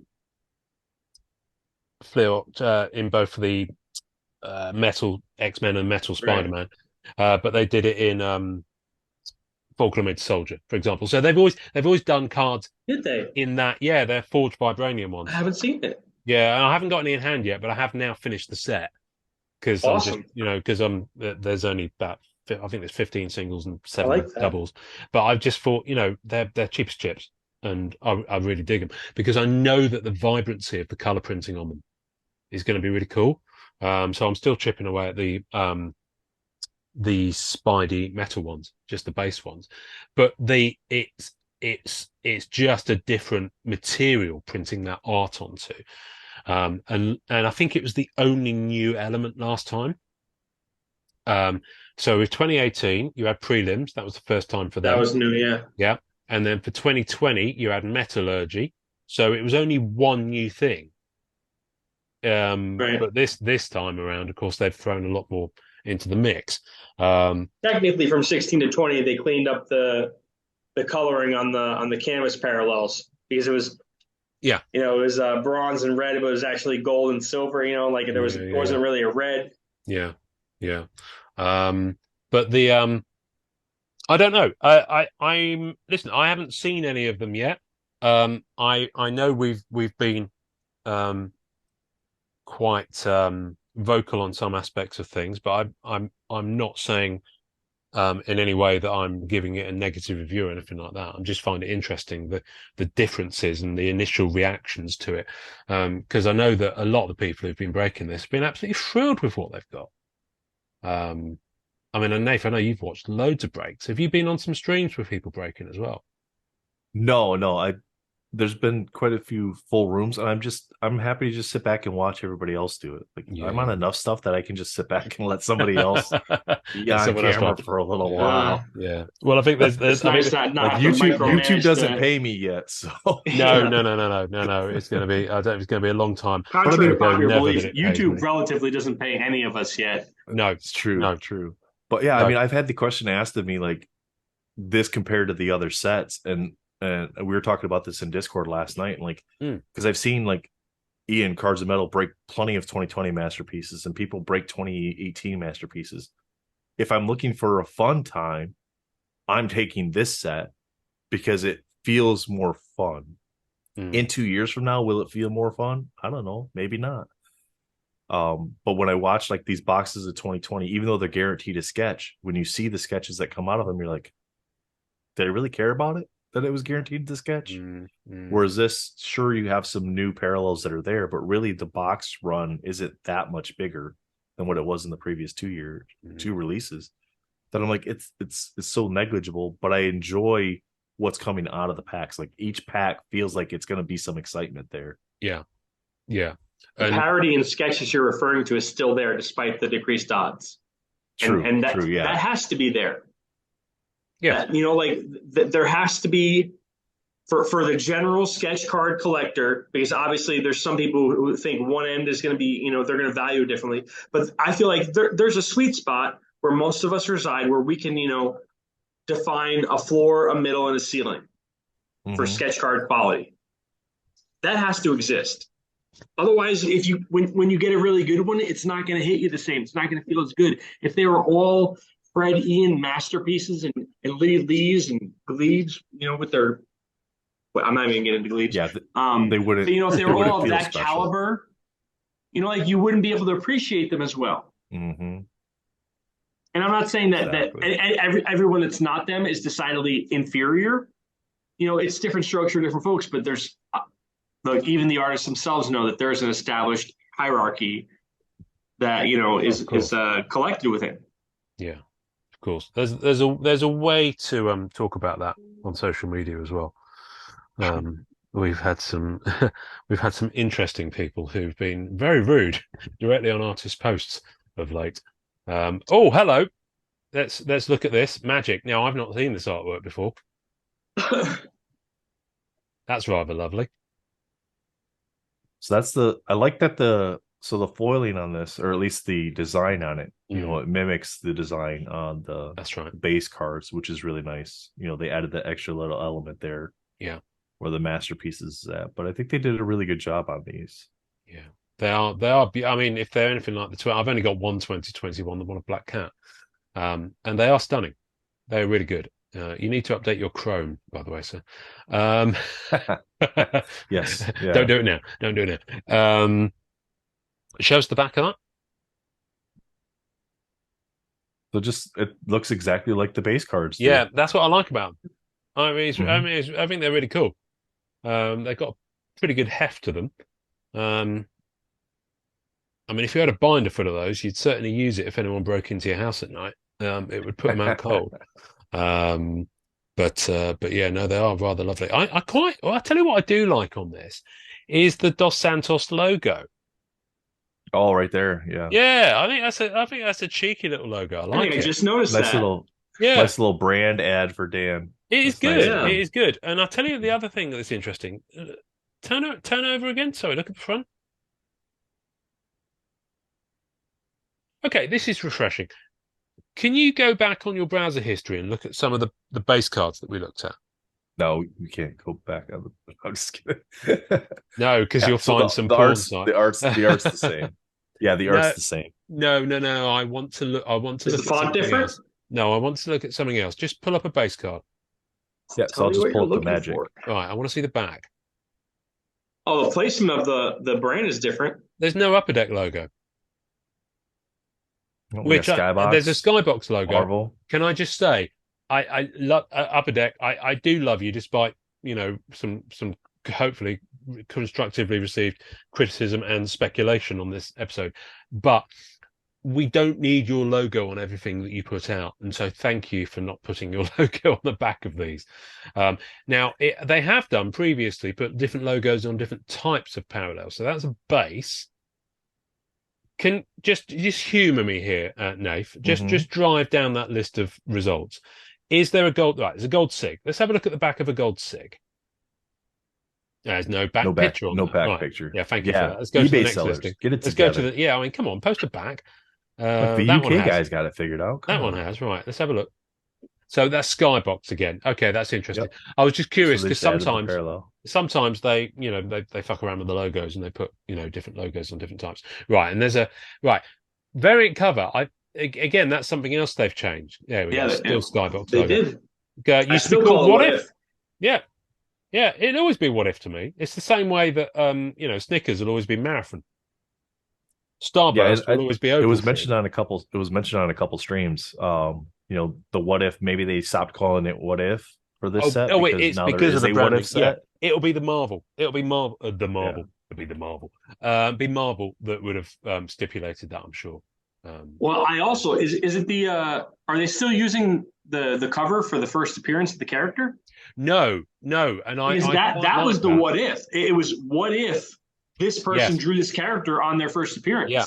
So the Black Cat one, for example, I think it's Amazing Spider-Man 50 something. It's a J. Scott Campbell issue.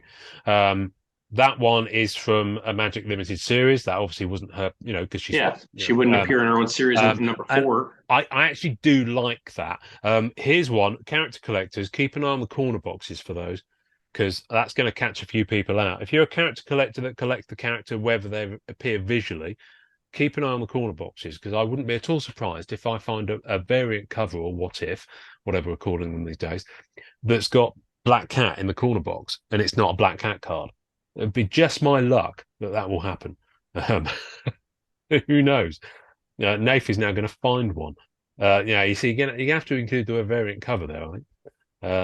The Psylocke artwork is amazing. We just have a moment. You got the X-Men team here in the corner. So if you're a Cyclops collector, you'll be needing a copy of that card. If you go as deep as character collecting as another level to that even is that because it's not the first appearance, you could potentially pair it with the comic and not be put out for the cost of the first appearance. Yes, you could do. I guarantee you X-Men number 20 is cheaper than New Mutants 87. Yeah, exactly. It's interesting. Major appearance. That's interesting. I think they've done that on previous years, their major appearance. So I tell you, someone earlier in group posted the alpha of Black Cat Orange. And I was like, I love Spider-Man these. 311. I love these. I love the little inset box in the bottom left hand corner where sometimes the barcode appears on the newsstand ones. I love those. It's funny because Jake hates that box when it's got Spider-Man in it. Oh, I love it. I actually don't like them with the barcode. If there's a copy that has, I know people go for the barcode ones because they're supposed to be the ones that are more sought after in higher editions, which is why Manu does his thing, because they're it's more of a challenge, I guess. So yeah, if you're an Iceman collector, looking at you, Brandon, or if you're a Storm collector, what's that guy's name? Arnoldo, is it? Yeah. So yeah, and I had that with the recent Marvel annual. Black Cat, she was in the background on the comic image behind about 4 different characters, and I was like, "You're kidding me!" So yeah, on the back of this, so turn around, turn it over, and you'll see. Have a back. Oh, will you stop it, people who do that? Yeah, another wanker. Another one. Another eBay wanker. The world is full of eBay wankers. I'm not going to bother muting this episode, by the way, when the swear words for the audio version. So Hercules. So this one doesn't have a little corner box. This one went old school. Yeah, well, that's the thing. Those older ones, I think corner boxes were kind of give or take on those limited series. You didn't need to do it so much. There's another seller that hasn't put the picture of the back on.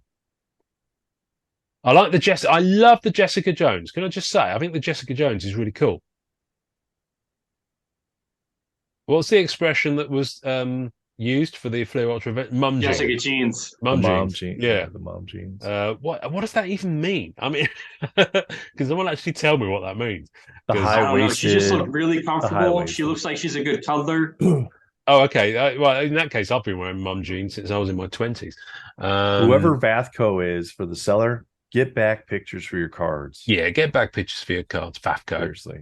Yeah, go to my office. For all the offenses that we've discussed, you're the one that we're going to call out for yours. Yeah.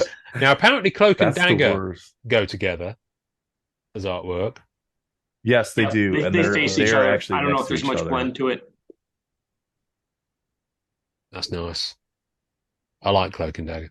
If you were going to PC someone else that you don't already PC, who would it be? Because mine would possibly be Dagger, with or without Cloak. And kind of take or leave the shady guy who just hangs around with a big coat. For me, probably either Magic or Enchantress. One of those two. Oh, Enchantress is a good one. And Multiple Man. Now, I do like the Multiple Man. Let's scroll up to Multiple Man. I love that. That's so subtle, the way you've got one of the guys just looking slightly towards the viewer. And look at this. Yeah. Back image. Oh, wow. Okay. X Factor 1. So all of the people in that image of X Factor 1 is fair game for 2005, yeah. So 509 Tyler, congratulations, good job. 509 Tyler, 93 feedback. You're going to have that feedback. Hi, my son. We salute you. Yeah, it's I mean, there's some absolutely banging artwork here. Some of this you're scrolling through, and some of it I'm seeing for the first time. Look at that Jean Grey. My goodness, that's gynecological. She's so hippie. Wowzers. Hello. That's a spray. I mean, like, period wise. I mean, like, figure wise. Oh, Uncanny X-Men 281. That's brilliant. I love it. All right. different art, please. Billy's like, something else, please. Yeah, Billy. Even the dog's getting excited. Your dog's getting excited. Yeah. A good segue from color vibrance. I feel like we have to mention it. Have you guys seen the Mirages? Yes. In live, because one thing that I have noticed right away in years past with the Mirages, you had to hold the card at a very particular angle just to see one of the four images or one of the three images. The transitions, whatever they changed on production or technology, it's so smooth, it's so seamless, it's very pleasing to the eye. To hold the card and to tilt it and to go from one all the way to the other end. Well, it's nice. It's nice that they've nailed that. I remember I went after them. I made a late run on them in 2018. Well, I say a late run. A late run would be trying to get them now. But for the 2018, when it was out, when they were really cheap, because the Mirages for 2018 at one point dropped to like 30, 40 bucks each. You know, when that market gets flooded after ComC and everything's really, really cheap, and then it suddenly starts to dry up and the prices go up again. You try and find one of them now for that price. What did we sell the set for, Nathan? Say again? What did we sell the set of Mirages for from 2018 at MentalCon? Oh, damn. I don't even remember. It was like 800, 1,000. Yeah, it was up there. You know, we knew it was a good deal. Yeah. I mean, they generally speaking, you know, before EPAC, they were hovering around 100, 150. After EPAC, they dropped down to as low as 30, 40, and they're probably back up, you know, more than where they initially were now. But I remember getting a couple, and I was just like, yeah. Do you know what I mean? I was like, I've already got the artwork. I don't need the gimmick of it. And effectively, that's just what it is for me. So I've never been. There's a decent amount of people that agree with you there. They don't like the lenticular style cards. They'd rather have like a hologram or something like that. Yeah. I think there's only. I was actually pleasantly surprised. I got a lenticular in Eternals, and just because of the design, it's one of those things where the lenticular was part of the design for the card, rather than let's just get an image and put it onto a lenticular. Which is how the Splashticular always feel, for example, from Annual. Yeah. And the Eternals one, like or loathe the MCU sets, and it's not most people's cup of tea. but they really worked because they worked with the concept of the movie and just the particular design. So it kind of came together nicely, and I'll enjoy picking those up cheap on Comsy at some point. The other ones that really worked are the ones where they've done comic covers. So the ones from Marvel 80th, where they did an 18 card set. The first 12 were regulars and the last 6 were SP, and they were a bugger to get. Hold up, Nathan. I need to see it. And those work really well. So what do you need to see? Sorry? No, I'm telling Nathan, he's our gopher. Pull it up. Oh, well, Marvel 80th comic cover lenticular. I can show you those right now. They're behind me. He says, standing up and almost falling over because I'm some sort of klutz. This organized fella. Are they? They are in here somewhere. They're in my folder because I also side PC comic cover. Nate, look at how full everything is. Yeah, I know. I'm just trying to find it. He has no clue what to do the next time he has to add something. I've no idea which folder. You have to move again. I've no idea which folder they're in. Are you still looking over there? I'm still looking over here. I've got it already. Everyone, you've probably got it Nate, already. stop talking. That's the best view of him. I'm going to show you. Here we go. So you look at that on screen because I have my back to you. I can't see a darn thing. So we got the Invincible Iron Man pulled up right now. Yeah. Comic cover 3D. They are beautiful. I need to just find which folder they're in. Which folder are they in? Who knows? Are they even in one of these folders? Do I still own them? Did I sell them without remembering?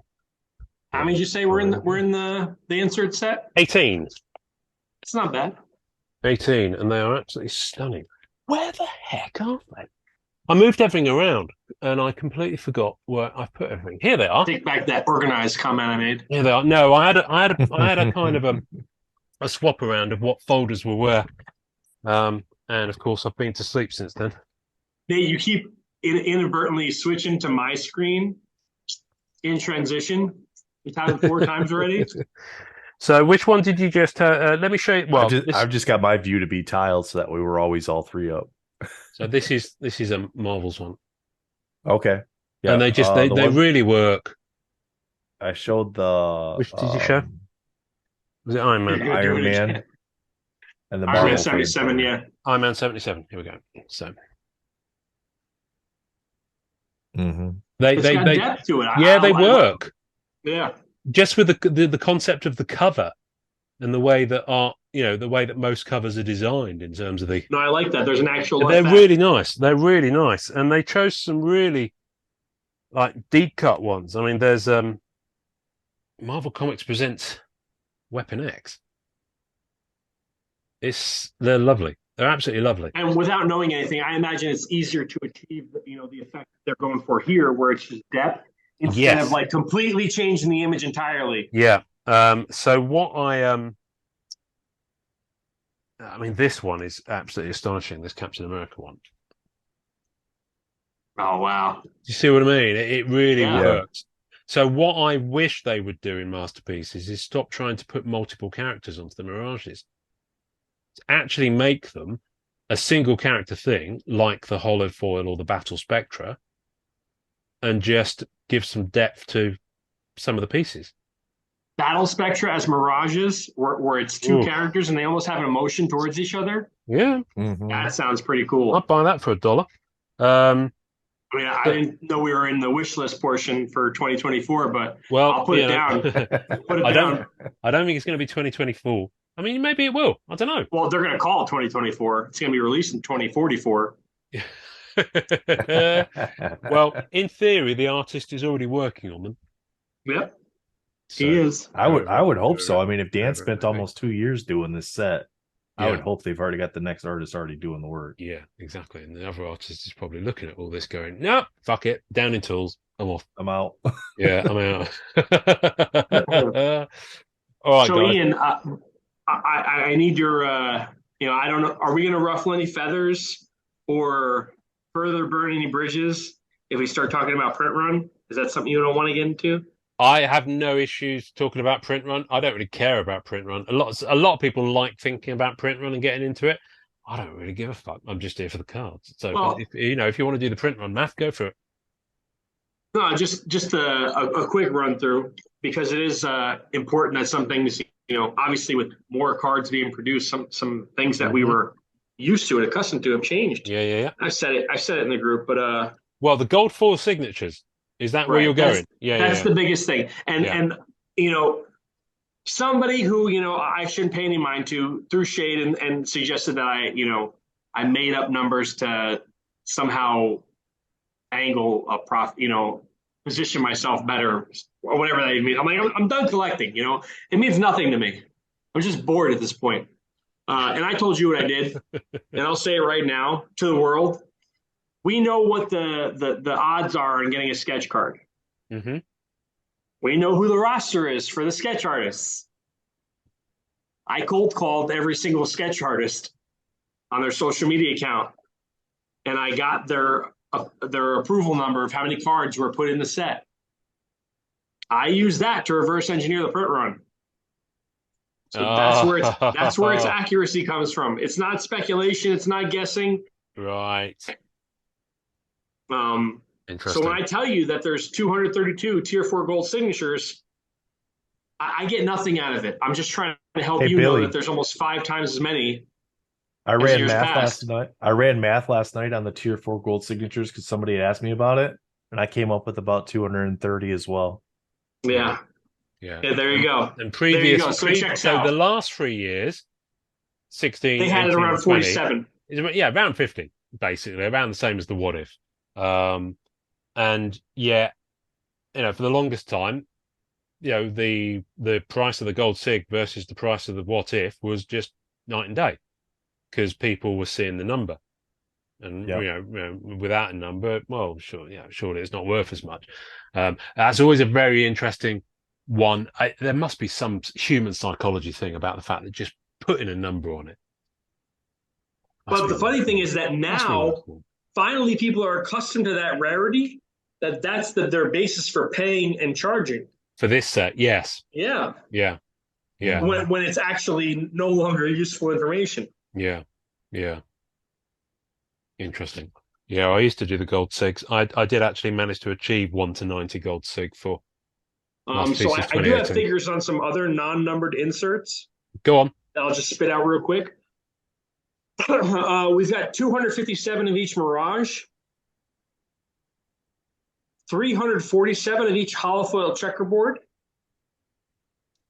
1,040 of every holofoil small dot. Small dot. Well, those are the ones I'll be going for then. Yeah. 924 of each Battle Spectra base. Okay. Interesting here. 308 of each preliminary art. Oh, that's more.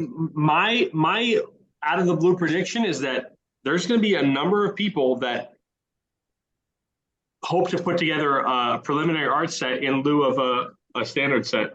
Yeah. And at 308, considering somewhere around half that's going to be physical, it's going to be competitive. Base canvas, 1,386. Tier 3 gold signature, 770. So, okay, interesting. Even tier 3, there's not that many. You guys who do this maths, I just can't. And I've worked with data, but I just don't. I never make the time to sit down and do it because I'm like. Well, what drove me, and I hate to keep coming back to Rittenhouse, is that Jeff Allender's NS Lists, the checklist website, he kept up with it for years and had accurate numbers on all the artists' submissions. And a lot of that was because of cooperation from Rittenhouse. Yeah, and Rittenhouse themselves put it on their website for quite a few years. He didn't just hunt down all the artists like I did. He got it in one fell swoop. Interesting. Who did the most for 2023? It was a tie. A lot of them did 80. PJ Katakutin did 80. Pull up the spreadsheet. He's going to drop some more numbers on us now. People are going to be going away from this with numbers swimming through their heads. No. People are going to, be excited at the idea that what's it called? Fred Ian did 20. Oh wow! Wow, I didn't think they did that. That seems like a lot for someone with their schedule. Yeah.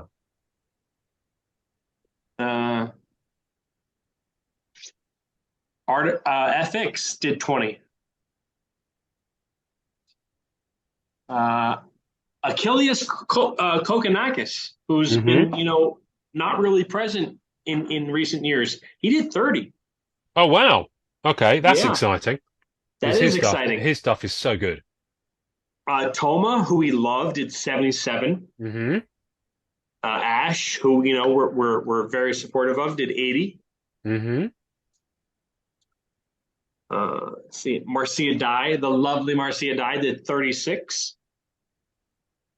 Cool. Mike Thomas. Yeah. The every hobby man's sketch card artist did 65. Yeah. The Munchman, Munchausen, did 80. The Magnificent Munshaw. 80? The Magnificent Munshaw. That guy from There's Something About Mary. Superman himself. The fabulous Rhiannon Owens did 56. Okay.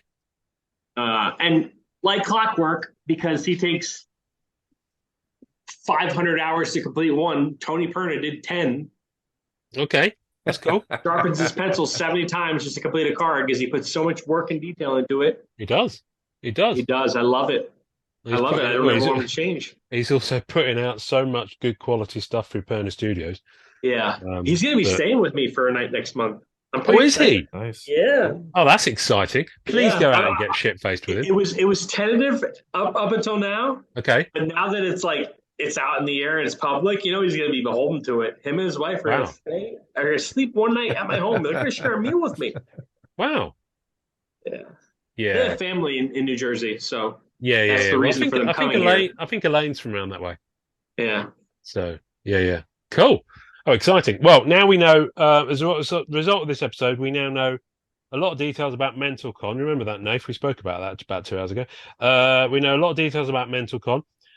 We know that people can and will and are paying for Marvel Masterpieces 2022. And that the cards are, by and large, gorgeous, although there is some flaws in the design and execution. And we also know that Billy is good at math. Who knew? And we know where the Perners are going to be sleeping one night. And we know where the Perners are going to be sleeping. So that might notify certain immigration officials. So we might need to edit that out because who knows who will get deported to where. I'm going to let you both go because we've been going over 2 hours. People will be like, Nathan is so tickled. I can tell he's like glowing inside. He's had so much fun. Nathan's been up all night probably. Have you been up all night again? No, I got about a 4-hour nap. You got about for a nap? Where does it become? Right, where does a nap become a period of sleep? What's the hour mark? Because 4 hours and 15 minutes. Okay, so after 4 hours and 15 minutes, we only got 4.5 hours sleep. Then I'm sleeping. Yeah. Okay. Fair enough. No, yeah, I still got to do another one today with Jake. We got to do a Jerks podcast today too. So. Oh, okay, cool. All you right. whore. You listen. I'm absolutely fine with both of you whoring yourself on whatever content you can get yourself in front of, because quite frankly, the hobby needs more of you two in it. So thank you very much for jumping on today. This is what happens when you have an episode with only a very loose structure, folks. I worked very hard to earn that opinion from you, Ian. I mean that. Bless you, dear. We'll start the Billy and Nate podcast. Billy and It'll be Billy talking for an hour and a half and me going. Can I just say, I'm just laughing at everything I say. I already have ideas for sending me DMs of who to talk shit about next. I already have ideas for the next podcast that I'm beginning to start, which may or may not replace this one. I don't know. I'm having early thoughts about it. So, well, I'm number 5. Tuned. I don't know if there's anybody. I don't know if anybody's done 5. Only Donnie might have. Yeah. Yes, Donnie might have. And other one, Greg might be close. Rebel base card. Who knows? Anyway, out there. I'm Marvel Card Collector Podcast guest royalty. You are. You are. We both are. Guaranteed. You both are. Welcome anytime. Who wants to sign us off this week, folks? Which one of you? Now you're both pointing at each other. Shall I just do it? I'll just do it then. Let's try to do it all at the same time and sound like total jackasses. All right. Yeah. 1, 2, 3. You've been listening to the Marvel card collector. Oh my God. What was that? Don't you have to say the whole thing? No. It's just two words. Say enjoy collecting. Just 2 words. Jesus. Just 2 words. I was going to be like jerk off while you're enjoying collecting. Are we going on 3 or after 3? 1, 2, 3, go. Right. Okay. 1, 2, 3. Enjoy collecting. Jesus Christ, desk, Billy! I can see your desk. 2 fucking left feet. This is Billy's groin cam. We are now on groin. Yep, it fell down. It fell. Yeah, sure did. Yeah, it was. Yeah, sure it did. That's just its lower setting for your other content streams. Right.